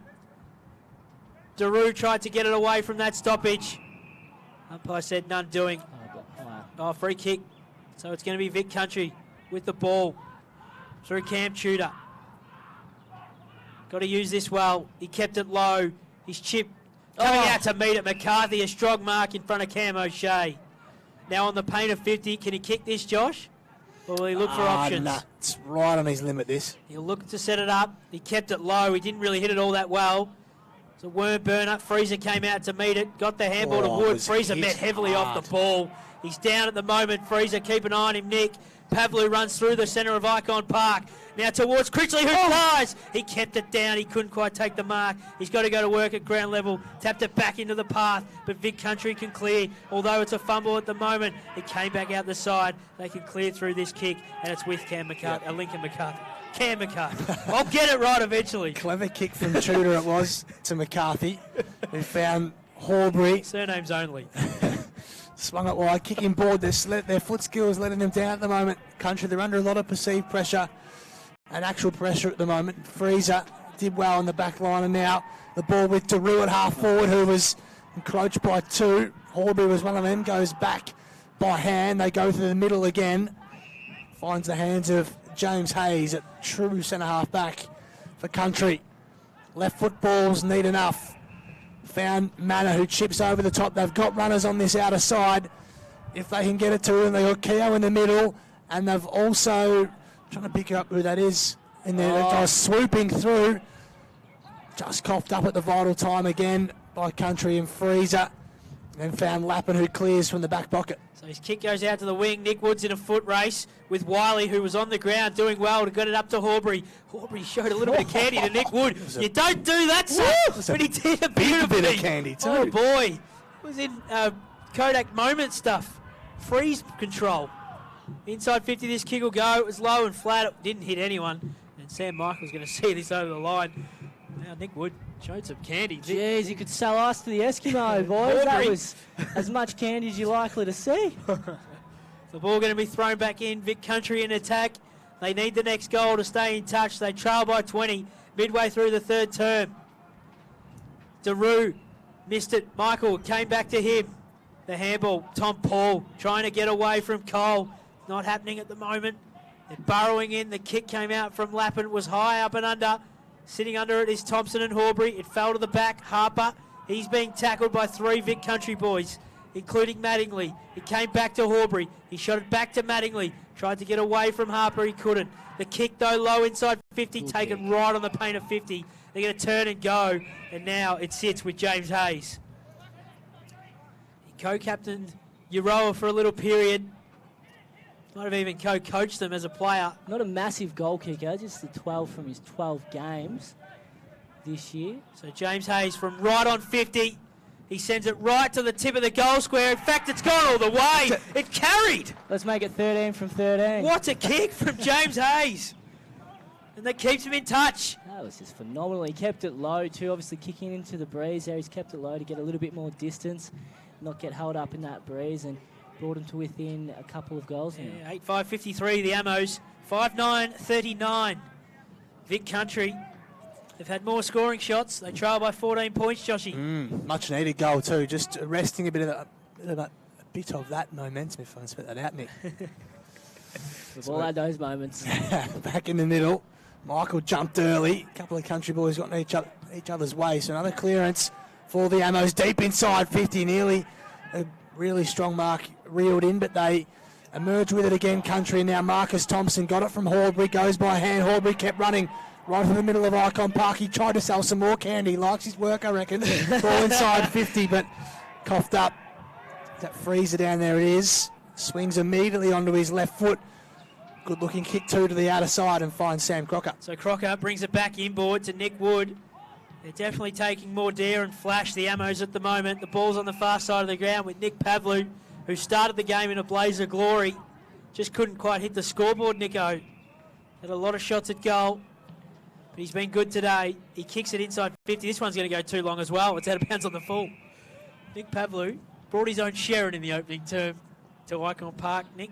He has. He's been one of the Ammo's better players today. A couple of times his disposals let him down, but finding plenty of it. So on the far side of the ground in front of the scoreboard of Vic Country at the moment. They go up the wing, the pack forms, come to the front, the captain Adam Baird. His kick just goes to no one in particular. In fact, he found the captain of the Ammos, Josh Freezer. He switch comes inboard, and he's got Corey Cassidy. Cassidy just chips over the top. Quinn almost hovered in the air to take the mark, goes to centre half forward. Good looking kick too, strong fist came. Country emerge with it now. Smith just calm under a bit of pressure. Finds Mattingly at half back. He goes very short, so McKenna had to dive and take the mark. Wants to go, but Cassidy won't I let think Cassidy knows what he was trying to do. Pat McKenna with the footy right down below us. Just hangs it down the line. Ordinary looking kick too, but McCarthy made it look fantastic. He's hurt himself Came too. from the side and took the mark, but Michael can get the free kick in the end too. McCarthy will be all right. Might have just copped the knee. Michael just works it inboard, the ruckman. Nicely done. Horbury swings it wide in the left foot. Now Tudor from 55 finds his man. Great play. Really great play. Really well worked. Nathan Horbury's been the reason they're back in this, boys. Yeah. A lot of the footy, hasn't Yeah, certainly. He's so fleet-footed too, and he uses it really well. But that Sam Michael just chiseling into top of the 50 there. Beautiful foot skills for the big man. Don't often see a ruckman even attempt that sort of kick, let alone pull it off. Bit audacious from the big man. Yeah, I wouldn't be doing it if I was a ruckman, but obviously he knows his capabilities, Sam Michael. So for 2 in a row for Vic Country, Adam Baird hits the post. Would have been a big goal in the context of this one. Captain's goal too. Pavlu's on the wing, just running with Horbury at the moment. I'll tell you about Nathan Horbury in a moment. He is a superstar where he plays some of his footy, and the way he plays right now, it's coming to the fore. It comes out. This is inside 50 through Thompson. Coming out to meet it is Sam Michael. What a mark in front of Josh Freezer. Now, you just spoke about the big ruckman's capabilities. That mark is sensational. Well, he's really lifted in the last couple of minutes, Sam Michael. And he's one of the players that we identified early on would be important for the country, given his experience and given the influence that he can probably exert on this game as one of the big men, and he's really standing up right now. He's gone with a big run-up as well. This is a 25-metre job from Sam Michael. He'll come in and kick from 30-odd metres. He's slow, methodical. He's put it on its way. Bang! He's got it. Sam Michael kicks the goal. 2 in a row for Vic Country. They're back in this game. 8-5-53, 6-10-46. 7 points. Now, I mentioned Nathan Horbury, Nico. You think Beardy's done well with 4 flags at Golden Square. Nathan Horbury, 4 straight best and fairest with Redden before moving to South Bendigo to coach them. Good going, isn't it? Yeah, what has he got? 2015 to 2018. If you don't mind. Now, coaching South Bendigo this year? He is, yep. He's showing his class too. He's shown for South Bendigo this season. Back underway, Baird was just nudged off the footy of the ball up right where we started. Interesting, we talk about Sam Michael and how good he's been. Interesting, Danny Frawley tried to appeal with AFL Vic to get Lockie Veal from Colwack to play as the ruckman. He's been suspended, but so Michael wouldn't have been playing if Lockie Veal was playing. Frawley said he was his first selected, but Michael's the beneficiary of that. Ball's just below us with Ross, who was tackled firmly, have a ball up. Well, he's proving every bit of himself at the moment, Sam Michael. He's had a great day so far. Probably says a lot about Veal too and his talent for Amos listeners out there. Clearly quite a talented man. But when Sam Michael's your backup ruck, you know you've got some depth. Well, maybe next year or the next time they play, they could be 1-2 in tandem. As Cole tries to get away from this stoppage, he's back in burrowing after it. It fell to Sean Manor. His handball just went straight up and under and set upon Rippon, who was taken high in the tackle. The tackle there was by Kane Pettifer.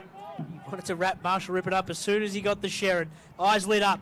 Bendaroo now coming out to meet this ball. Did well to trap it, got it to Gabe Hamilton. Now Gabe keeps it low towards Josh Green, who's got 2 to beat and all to do in front of him. Sincotta did well to shoot the handball out the back.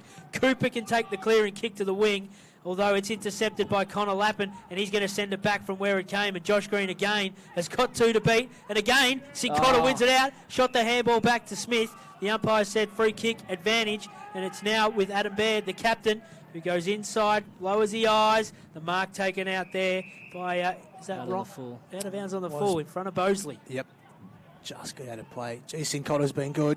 Hasn't he? I might be biased. He's been super. One of ours, but he's been terrific this afternoon. A very good player. Freezer at fullback from his own goal square to Ross. He plays on, gets inside Pettifer.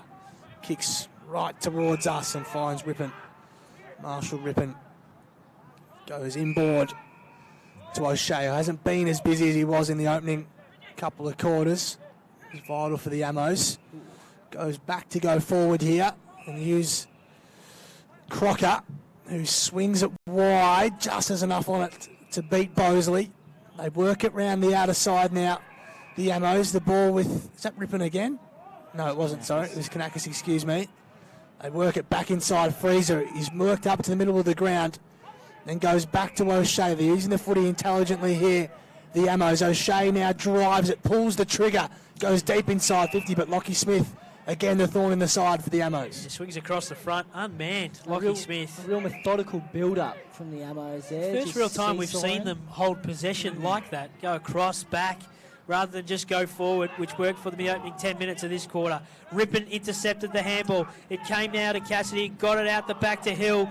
And now O'Shea just kicks a high up and under. It's going to go to the paint of 50 where Nick Wood's in a contest. Roving it. Fisher just went off the ground, kicking in danger. It's got to come back. That's probably played into the hands of the Ammos. The country boys were out there deep in their defensive 50, so we've got an opportunity.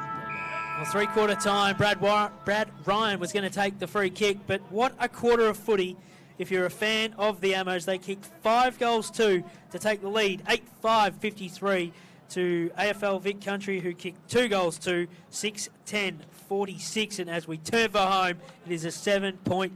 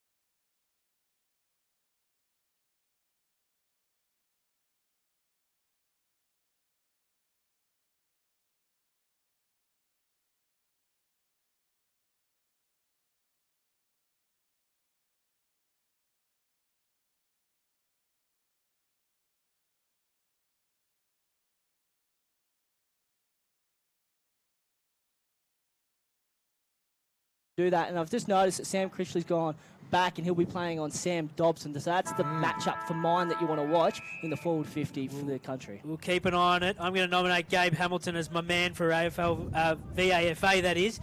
And for Vic Country, I'm with Nico. Nathan Horbury is the man. It's inside 50 straight away for the Ammos. Pavlu's trying to pick it up. He does now. Shot it to Harper. The left foot snap. Is this the dream start? No. It's a minor score from Timmy Harper. One behind. And once again, it was Tommy Paul who dominated and burrowed out of the centre clearance. 8-6, 54, 6-10, 46. An 8-point go. There's the ball is in the back pocket, and it's with Alex Sincotta. It is. Done a terrific job on Josh Green today. Nice kick too. He's always been good by foot. Alex Sincotta finds Sam Michael has also been excellent for country today. Just hangs it up into the breeze. Not his best kick. Stretching mark taken by Critchley. Nick Mention has gone back for this final term. Chiseling ball inside is nice to Kanakas. Just trying to assess his options here on centre wing. Strolls through the mark. Cam O'Shea. Kanakas just hangs it up to 50. A mark nearly taken by Smith, but couldn't complete the juggling act. The ball spills out. Hot hands, flicked over the top. Geez, the spin of the trouble from Wood was terrific. And then kicks to the hot spot. Nearly found the chest of Josh Green, who can emerge with it. Sincotta was first on the scene. Bundles it out and just over the head of O'Shea. To the middle of the ground now, country with McKenna. Left foot ball to half forward. Who's going to win this? Nicely done by Ross, who's tackled firmly by McKenna. And the ball up at half forward. The other thing you might have seen there was Critchley's little block to allow Ross to come through and grab that footy. Well, there was pressure on Ross there. He had to leave his man. He had to make the decision whether he's going to leave his man or not, and he stopped, I guess, a shot on goal. And Marnie can clear this from the contest. It goes high up and under, flying in from behind. Ross went the double fist. The roving from McCarthy was sensational, but it's just missing. And a minor score, all clear, one behind. I reckon Critchley and Ross would have waxed lyrical many times at St Kevin's training. And done that over and over again. The ball comes back in. It's with Sam Crocker. Having a great year with old Carey. In the back pocket. Up the line he goes. Harry Thompson sits under it. Flying from behind was Ferrato. It comes now to Horbury. He tried to get away from Fisher, but none doing. He's handballed straight out of bounds, holding the ball. Tom Fisher. Strong tackle. It'll go a long way to helping the Ammos in the last 20-odd minutes of this game. A 7-point lead, 54 to 47. Fisher goes up the line. flying from Ferrato. He couldn't quite take it. Hill roving it. He's bumped out of bounds by Cooper. The umpire will throw this back in right in front of AFL Vic Country's interchange bench. Well, they've got a little bit of, and we've spoken about in our own broadcast, I suppose, throughout the year. Brighton have a little bit of attitude about them, so you expect to see the Brighton boys put the chest out, shoulders back, like we've seen with Fisher and then Harry Hill, and really take this game by the scruff of the neck. Michael nicely down to Hayes, who kicked to centre half forward. Big contest on here. McCarthy would have had the wheels there, but yeah, free kick was paid to Freezer, the ammo skipper, from centre half back. Josh Freezer take his kick now. Tight ball game this one. Set up nicely for a bit of a grandstand finish. Freezer's asking players to come at him, and there's not his best kick. Dobson swooped in, went back to Keogh, who kicks off a step towards Pettifer against Ross, brings it to ground. Freezer shows a nice clean pair of heels, and the gather too, but his kick isn't his best, and it floated out in the full, I think. You wouldn't have seen Josh Freezer kick two poorer kicks this season, but I just want to go back to Connor Ross and Kane Pettifer, who's probably out of position there, but to hold his own and affect that spoil. Tell you what, boys, do not count Curtis McCarthy out of this. Oh, wow. These are the sort of goal. He'll miss the easy ones and kick the hard ones. He's that sort of player. We'd love it if he kicks it this now, will really Joshy. This will really get the crowd up and just about. watch him kick it out in the full, probably, but if he is going to kick one, it's from right on the juncture of 50. Just helicopters it to Michael. Who knocks on his chest. Boy, the big ruckman. The big ruckman was all on his own. I don't know what happened there. Breakdown in communication from the big V defenders. But for Sam Michael, the biggest man on the ground at 200 centimetres, to find himself alone at the top of the goal square, unforgivable. To bring it back to 1 point. The ammo's way. Sam Michael from directly in front. Slams it into the post. Sam Michael. Oh boy, could that prove costly for Danny Frawley's men. Well, you couldn't blame him for not trying to kick through the ball. He's tried to put it in Hawthorn, but he's just unfortunately tried to put it through the post. So the kick comes out from Crocker. He went short to Critchley in the back pocket. Sam Michael, a golden opportunity. Hits the post from point blank range. Well, that's going to come straight back in. The mark is intercepted on the far side of the ground, and Keogh on 50 takes the mark. Now, you'd know better than us, Josh.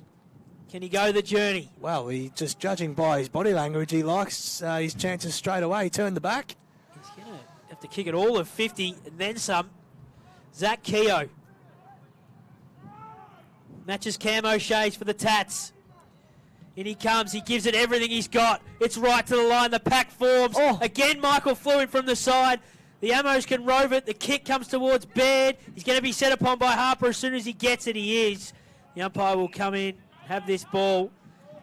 A lot better defending from the Ammos on that occasion as Sam Michael came from 3 deep.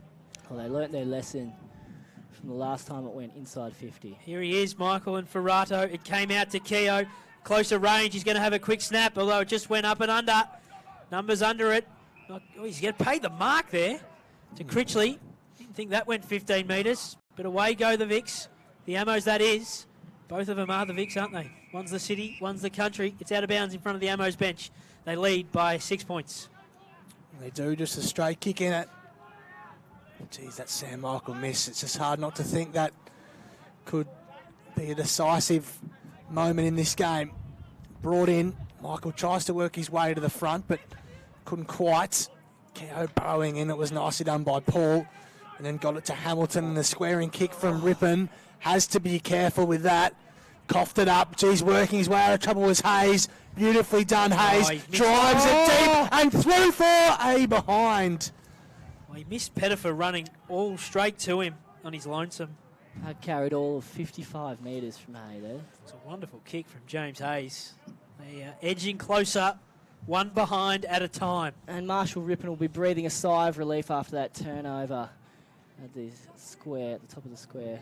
So 50. Josh Freezer's going to bring this footy back in. His kick comes to our side of the ground. Daru's under it. Fisher as well.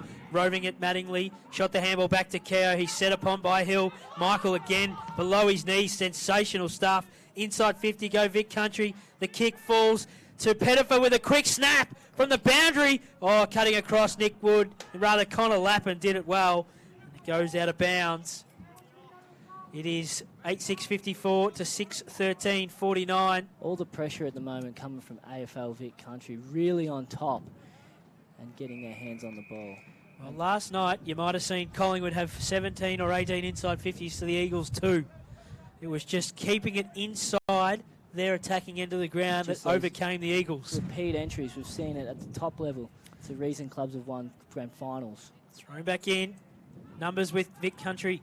It comes out now, the quick snap. It's a goal. It's a wonderful goal from Marcus Thompson. They're in front. Well, that's exactly it. Just keep it inside your forward 50 and you will get opportunities, but you need to make the most of those opportunities, something they haven't been able to do until Marcus Thompson just got on the end of it there. And hasn't he been good, particularly in this second half? Yeah. 7:13:55, AFL Vic Country. 8:6:54, the Ammos. A 1-point ball game midway through the final term, Joshy. Wow. This is set up for a real grandstand finish, and my tip's looking excellent. Could be a... 30 seconds ago, mine was. Yeah, I think all our tips are looking pretty good at the moment. Back in the middle, and it's the Ammos who win the all-important clearance. Get it inside 52.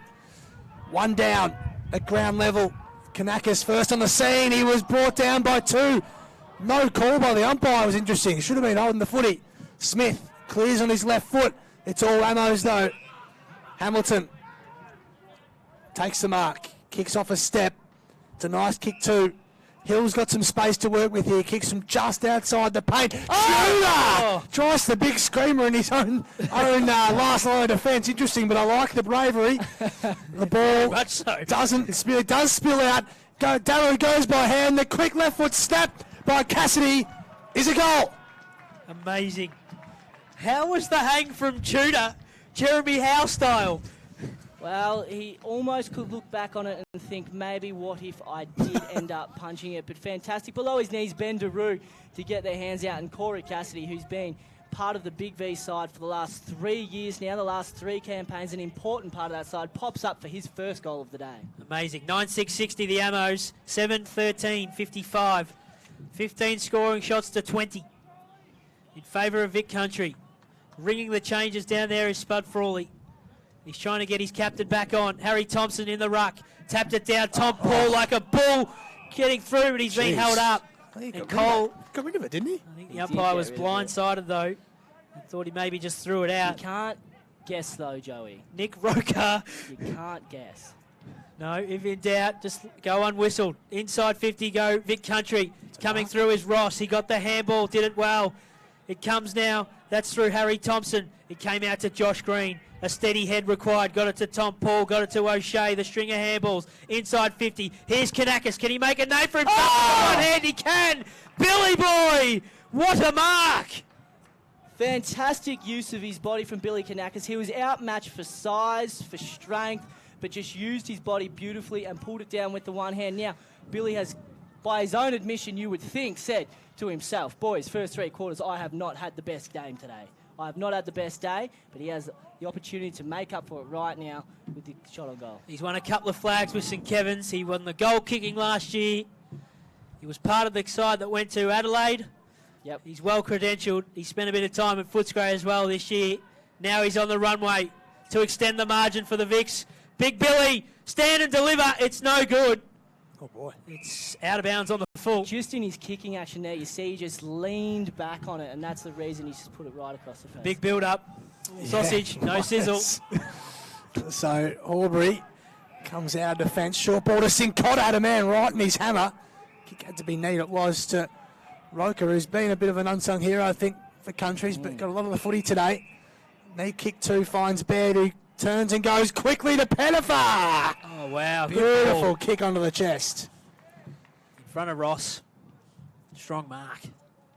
Kane Pettifer wasn't really sighted in the third term, was he? But he's kicked 1 goal 3 today and had 2 out in the full as well. So 5 scoring shots. Yes, Nick? You don't like to say it, but that miss at the other end from Billy Kanakis resulting in this shot on goal could be the ultimate whack.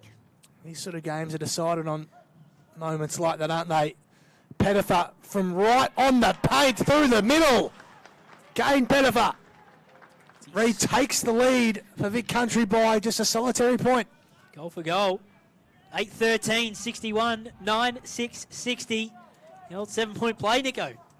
Well, we did mention earlier if there was ever a draw, what would happen. So we do know that if it is a draw, the timekeepers have been instructed to just keep play going until the next score is scored, I suppose. I worded that really well, but basically just keep Golden point. Golden point. I wanted to tip a draw, but you wouldn't let me. So we will have a winner one way or another. One down by Michael, into the path of Paul. It came back to Michael. He's wrapped up by Paul, going nowhere. Heart of the centre square. You would say there's still 2 or 3 goals left in both of these sides the way we're going at the moment. After the first quarter where there was none kicked, 11 point was the lead at half time for Vic Country, 7 for the VAFA at 3/4 time. Nick Wood gets it inside 50. Cassidy was there, so's Kanakis, roving it well, doing nicely was Vic Country. Can they clear this ball? They can. It's through St Cotter. He's had a great game today. The little chipping ball, and they can steady for the moment in the back half of the ground. Yeah, it's Cooper who swings it very wide, but they've got some space to work with. It's Manor who's on the burst on the outer side. Loopy handball over the top, misses a target, but runs on, does a good job over the top now, does find Manor, who takes a bounce on centre wing, runs forward to centre, kicks inside 50, but kicked in favour Pettifer, and Ross took a very good mark. It's a strong battle they've had today, the two of those. Yep, he's giving away a little bit of size, isn't he? There's a whistle. It's coming. There is a whistle. Went unnoticed. No, I did hear a whistle. Yeah. Did you guys not? Well, I did. Yeah. Went unnoticed.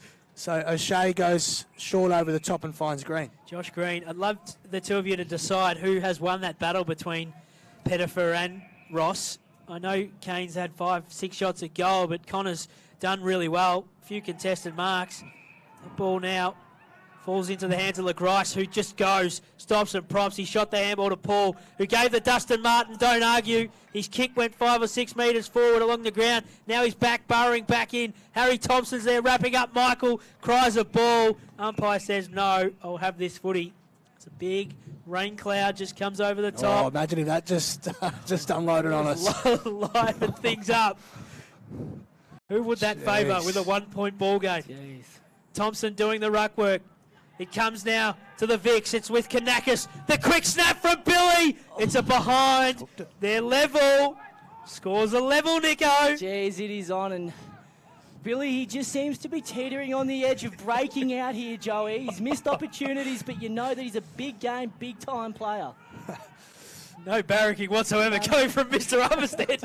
Brad Ryan goes short to Horbury, who played on and got himself into trouble. Oh, now, hang on. He's forced to rush it, which gives the lead back to the VAFA for the time being.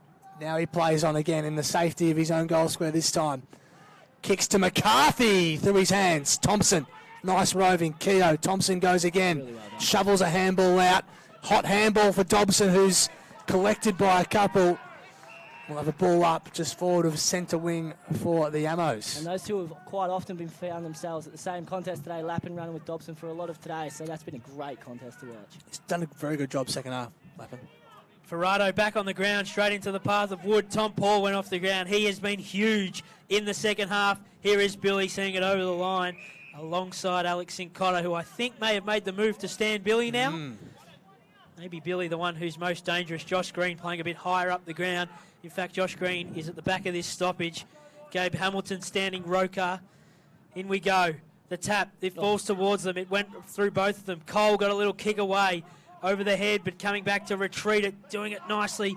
Zigzagging his way out of trouble there was Sam Crocker. The left foot to no one really in particular. Flying across was Smith. It came down to Vic Country. They send this back up the line. Crocker flew with a big right fist. Fell to Lappin. He sends it back from where it came. It falls into the hands of Elliot LaGrice. Now he finds, is he going to find Billy on his loan? No, it's Tommy Quinn.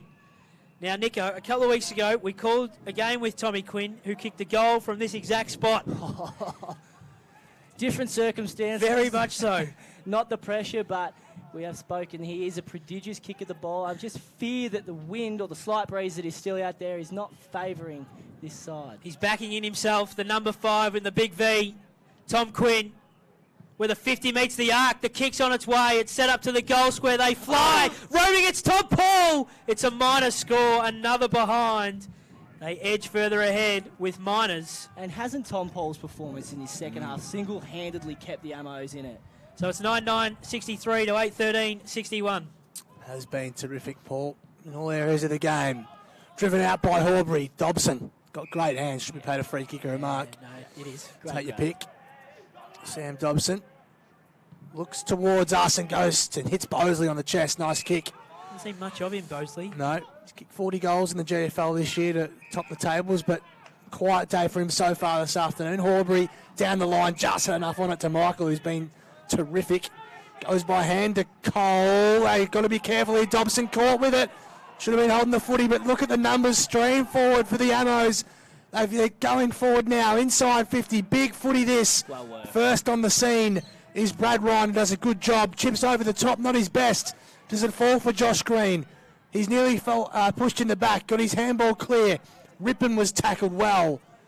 And we'll have a stoppage just outside the paint of 50. Cooper earlier, when the ball went inside 50, did really, really well to punch that away from Cassidy in favour of his man, which was running in the opposite direction. So we had Tommy Quinn out here for the VAFA, which it would have fallen to, but he did really well. It's getting dark overhead, Nico. You're in charge of the lights at Icon Park. If you are, maybe just start to think about flicking them on. Don't want to distract you from the game, where the Ammos have a 2-point lead. Nearing the end of this one. The VAFA going for 8 straight Big V wins in a row. 2 in a row against Vic Country. The kick comes to the wing. In front of the benches, it's a foot race. Who's going to get there first? Bosley's first onto it. Freezer gives chase. Turns back in. Rokar's all on his lonesome. Now can he lower his eyes? He does. It just pitches in front of Dobson. He shot the handball out to the high ball. Just went up and under from Mark Wiley. Good luck, Mark, in that. Pack forms under it. Numbers with the Vic Country boys set upon. The umpire comes in and will have this footy. Geez, Wiley, for a guy who's had a lot of top-level experience, need a bit of composure there, didn't he? Just hurried onto his left foot. So Bosley outworked in the ruck by Ferrato. Brought down to ground level, but another stoppage. I just wonder, Joshy, it doesn't matter what level you're playing at. When it's close and it's near the end, you're playing on adrenaline and want to push your team over the line. Ferrato just palms it down. McCarthy caught with it immediately. Another ball up. How long do you reckon we've got? I'd say no more than maybe 4 or 5 minutes. Yeah, that can't be long, can it? I think we'll just escape the rain. Looks like it's coming pretty heavy too, just into the city.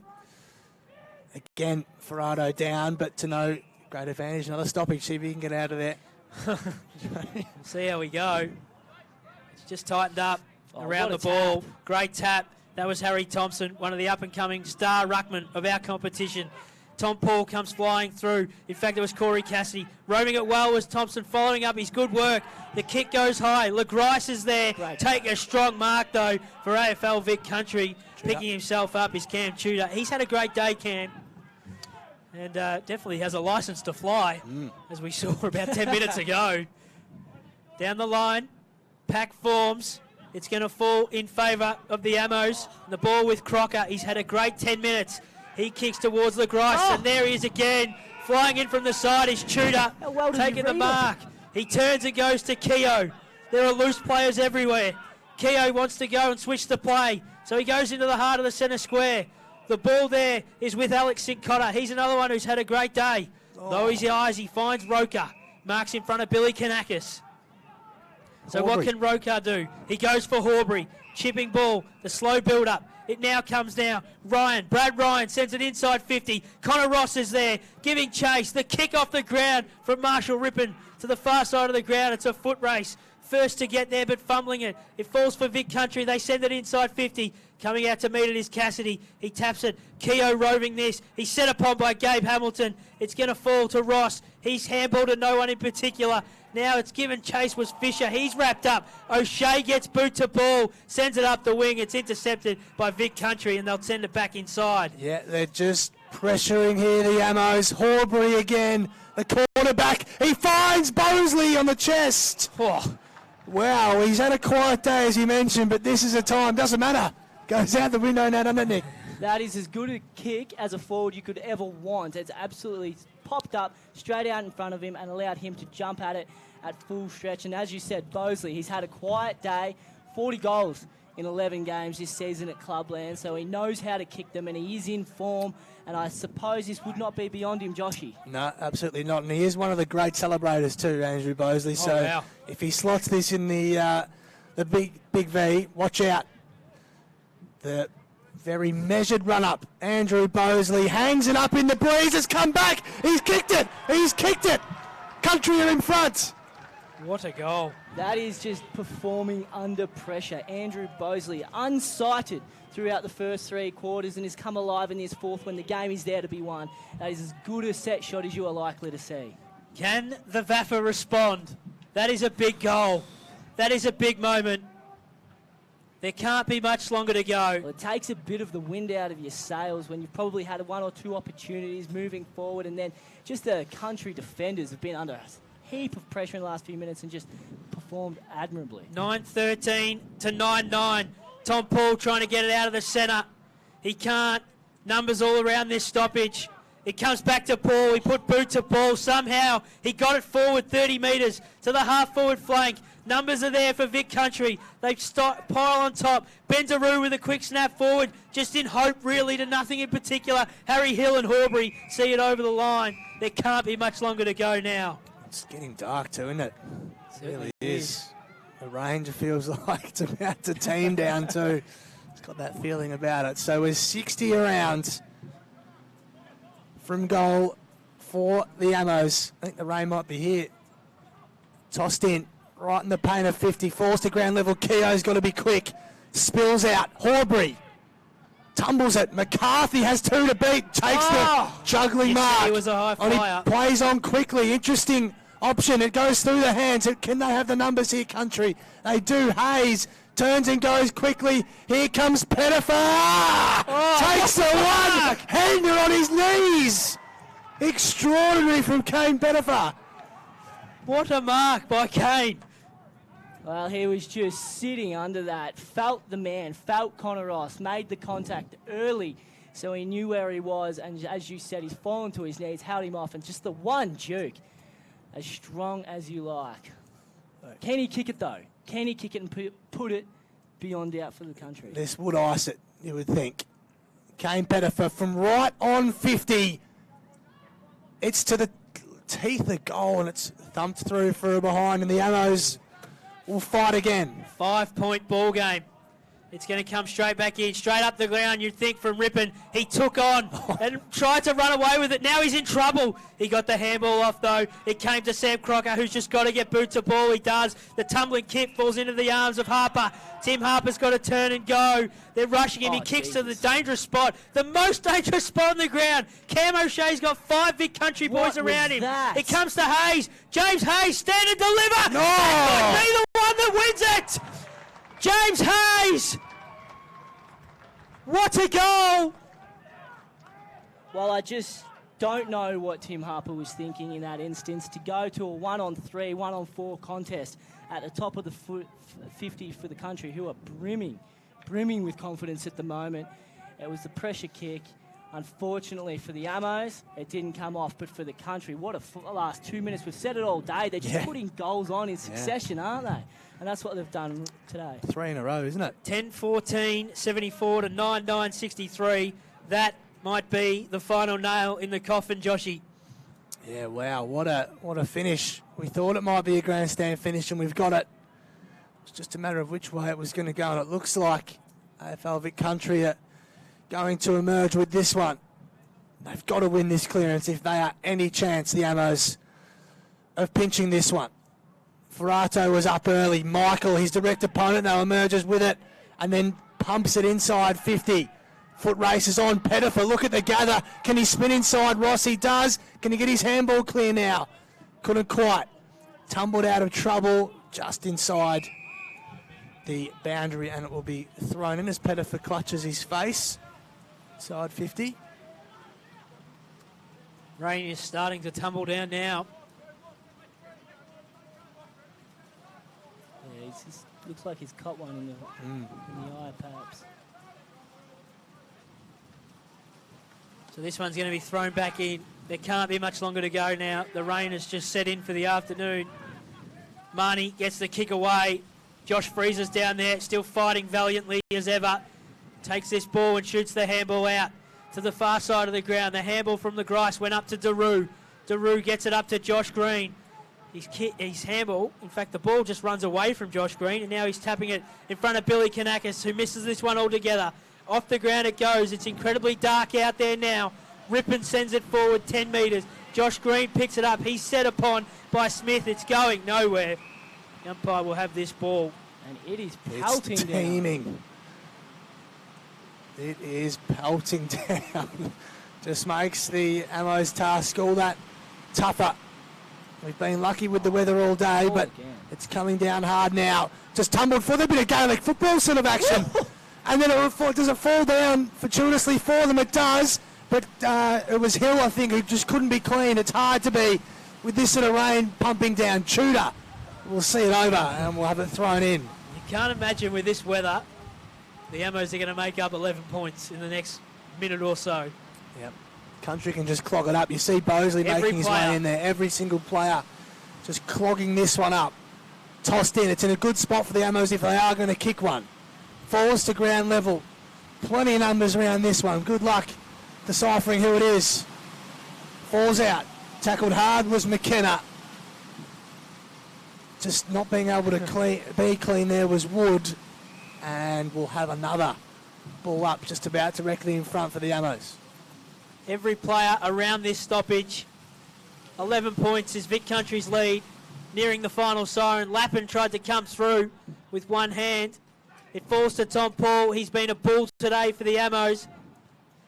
It's just numbers all over the footy. Josh Freezer's in a ton of space.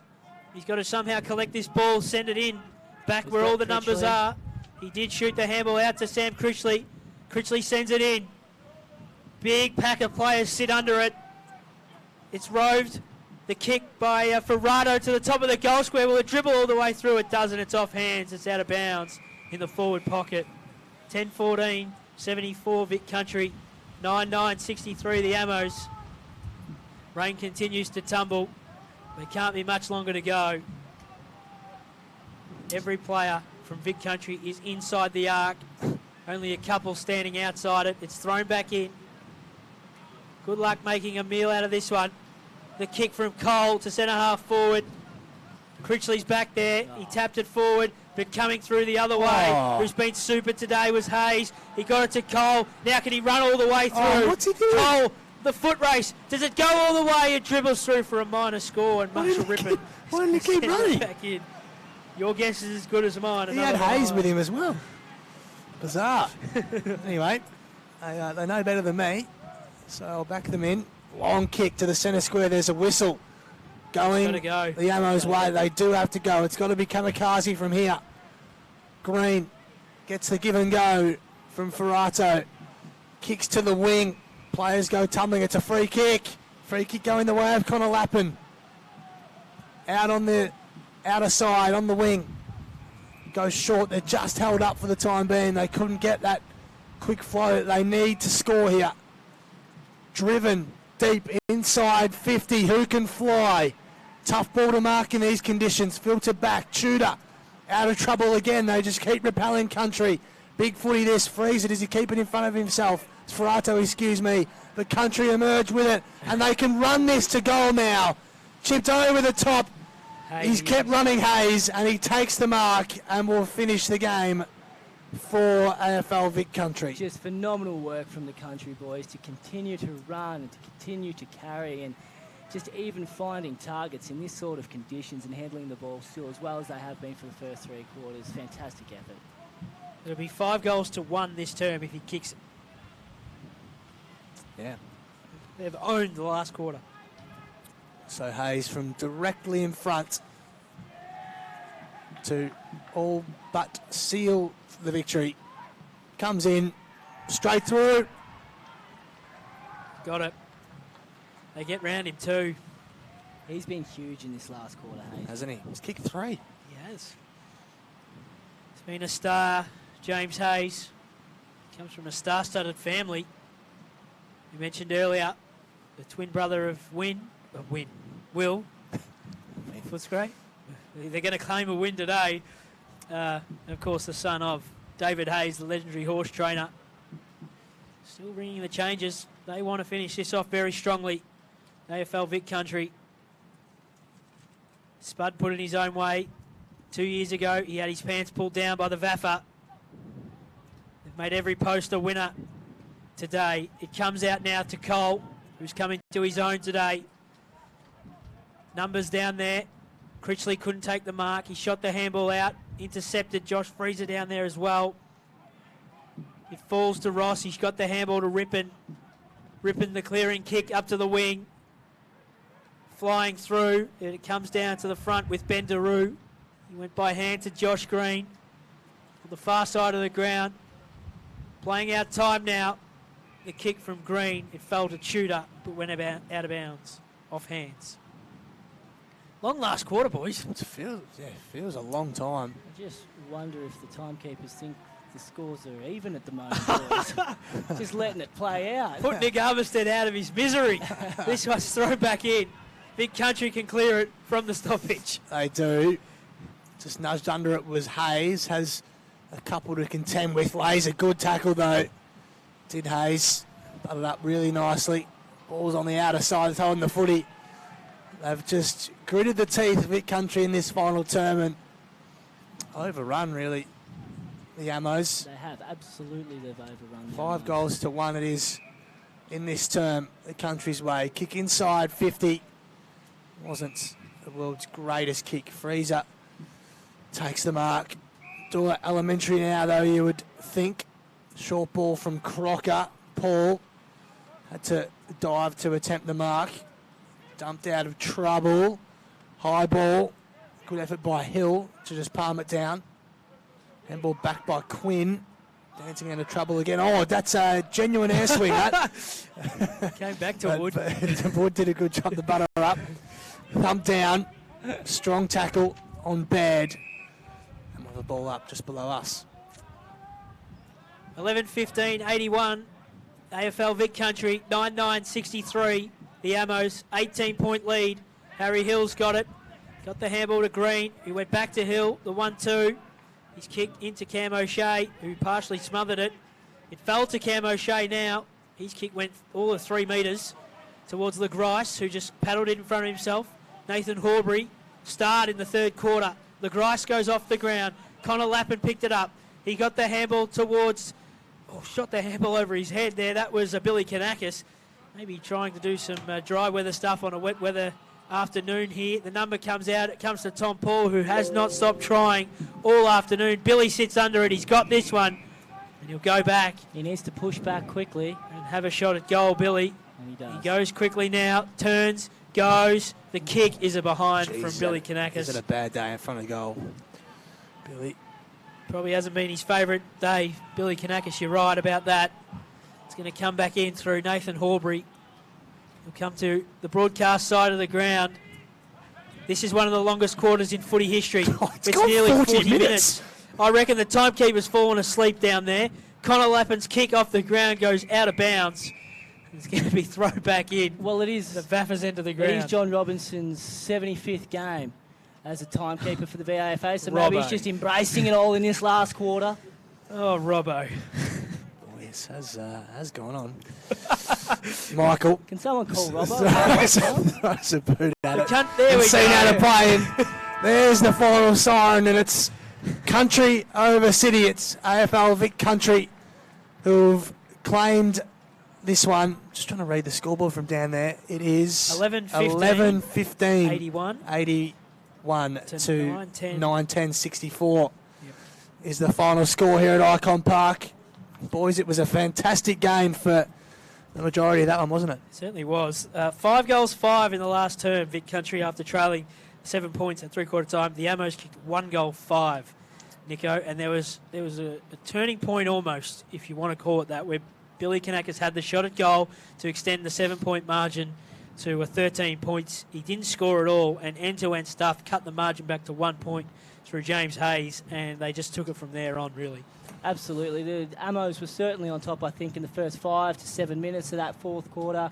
as you said, they had opportunities to probably extend the lead to a couple of kicks. They missed them. Unfortunately, in these types of games, you need to take your opportunities. You're against the best of the best, and so when you don't do that, you're going to see what happened today. And the Country boys, we said it, were absolutely phenomenal. They ran all day. I think Nathan Horbury in that second half was absolutely phenomenal. Kane Pettifer up forward, and he was the one that kicked that goal when it went end-to-end after Billy missed.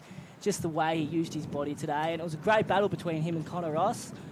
I think Pettifer probably came out on top just in the end, just through sheer weight of numbers and the scoring shots that he did have. But what a game. You're not going to see a better game in community football. You've got the best of the best from the country versus the best of the best from the city. It certainly is. Joshy, the other one for mine, who came to life almost. I mean, he was good in the first half, but 3 goals to James Hayes. Yep. Phenomenal finish to his game. Yep. Would not be surprised if he features somewhere if Nick's doing a 5-4-3-2-1 setup, or definitely an honourable mention if it's a 3-2-1. He was phenomenal. Yeah, he was terrific. 2 goals in the last quarter too, which were massive. Yeah, he was terrific. And alongside Nathan Horbury, who didn't have a bad first half by any stretch, but he lifted in that second as well and was huge for the Country boys, and they're pretty happy about it. You see Spud Frawley down there just getting around them. Of course he is. I think he'll enjoy it tonight. Spud Regis, of course he will. The other one is Sam Michael. I thought was huge for them. Absolutely massive. And you mentioned during the broadcast that he wasn't first choice. Yeah, I was speaking to Spud last week, and he appealed to VAFA Victoria to get Lockie Veal off his suspension so he could play, because he said he wanted him as his ruckman. So Michael might not have played as we go down to Pete Laser for the master ceremonies and the presentation.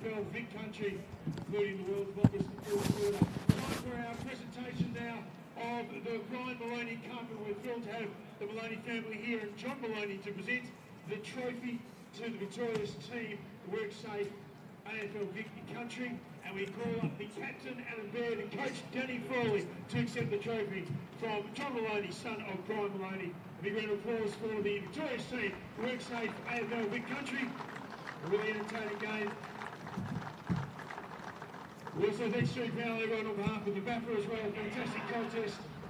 Of course, we do have the post-game function up in the rooms. We'll hear from the coaches and also have the best on ground and presentations there as well. Thanks to Vic Bell, head of AFL Vic. Thanks to Vic Kyle. So Vic Country are currently doing some photos with the Brian Maloney Cup, Nico, which they claim back after 2 years of, as Spud said, Joshy, to us earlier in the week, 2 years of sucking lemons. Well, there's nothing sour about their performance today, Joey. I was waiting for you. I was waiting for you. You've teed me up there and I've just taken the swing. So we're about to hand out the best on ground medallion. Any predictions as to who you think might receive it? I reckon Nathan Horbury. Joshy. Yep. But we'll find out very shortly. They'll do that down in the rooms. Okay, so we'll find out very shortly. We'll let you know across social media networks who ends up with the best on ground medal. It was Vic Country 11-15-81 to the VAFA 9-10-64. Before we do wrap it up, Joshy, we'll get Nick to give his own 3, 2 and 1. Yep. And then we'll just be out of here. Well, I did look at this from a holistic point of view, and I thought a 3-2-1 wasn't deserving, the players out there. So we're going to give a 5-4-3-2-1. I don't know. Good. Yep. No particular order, let's be honest, but Camo Shea I thought was outstanding today, particularly for 3 quarters. In the third, he went a little bit quiet, but he was phenomenally exerted. So for the Ammos, him and Tom Paul was best for the Ammos today by the length of the Flemington straight. I thought Keogh was absolutely outstanding across the day. Horbury in that second half, and as you mentioned, your boy, the son of legendary horse runner David Hayes. I thought Hayes was fantastic to kick 3 goals on a day like today in the second half and really set up the win for the country.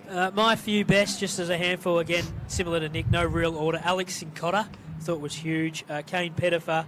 And the other one on your side of things, Joshy, was Lockie Smith. I know Cam Tudor loves a fly, but Lockie Smith made them clunk in the first half and was super all of the day. I tend to agree with Nico on Tommy Paul was absolutely huge. Harry Hill did some nice things as well. And I thought Josh Green got a lot of the footy, whereas when we see him play, he's a lot closer to goal for Uni Blues and doesn't tend to get up the ground as much, but he was today, and I think he probably ended up with over 20 for whoever is keeping stats. Joshy, I don't know if you've got a few yourself that you'd like to mention? Yeah, you've boys pretty much covered it. I thought Nick Roker as well was, he just kept finding the footy at important times. I think he was pretty vital to the midfield. Jason Cole was Didn't quite get to a little 61. better than serviceable. Didn't quite get to 61, but you could see where the class comes from. But what a game of footy. That's what you want to see in rep games like this, isn't it?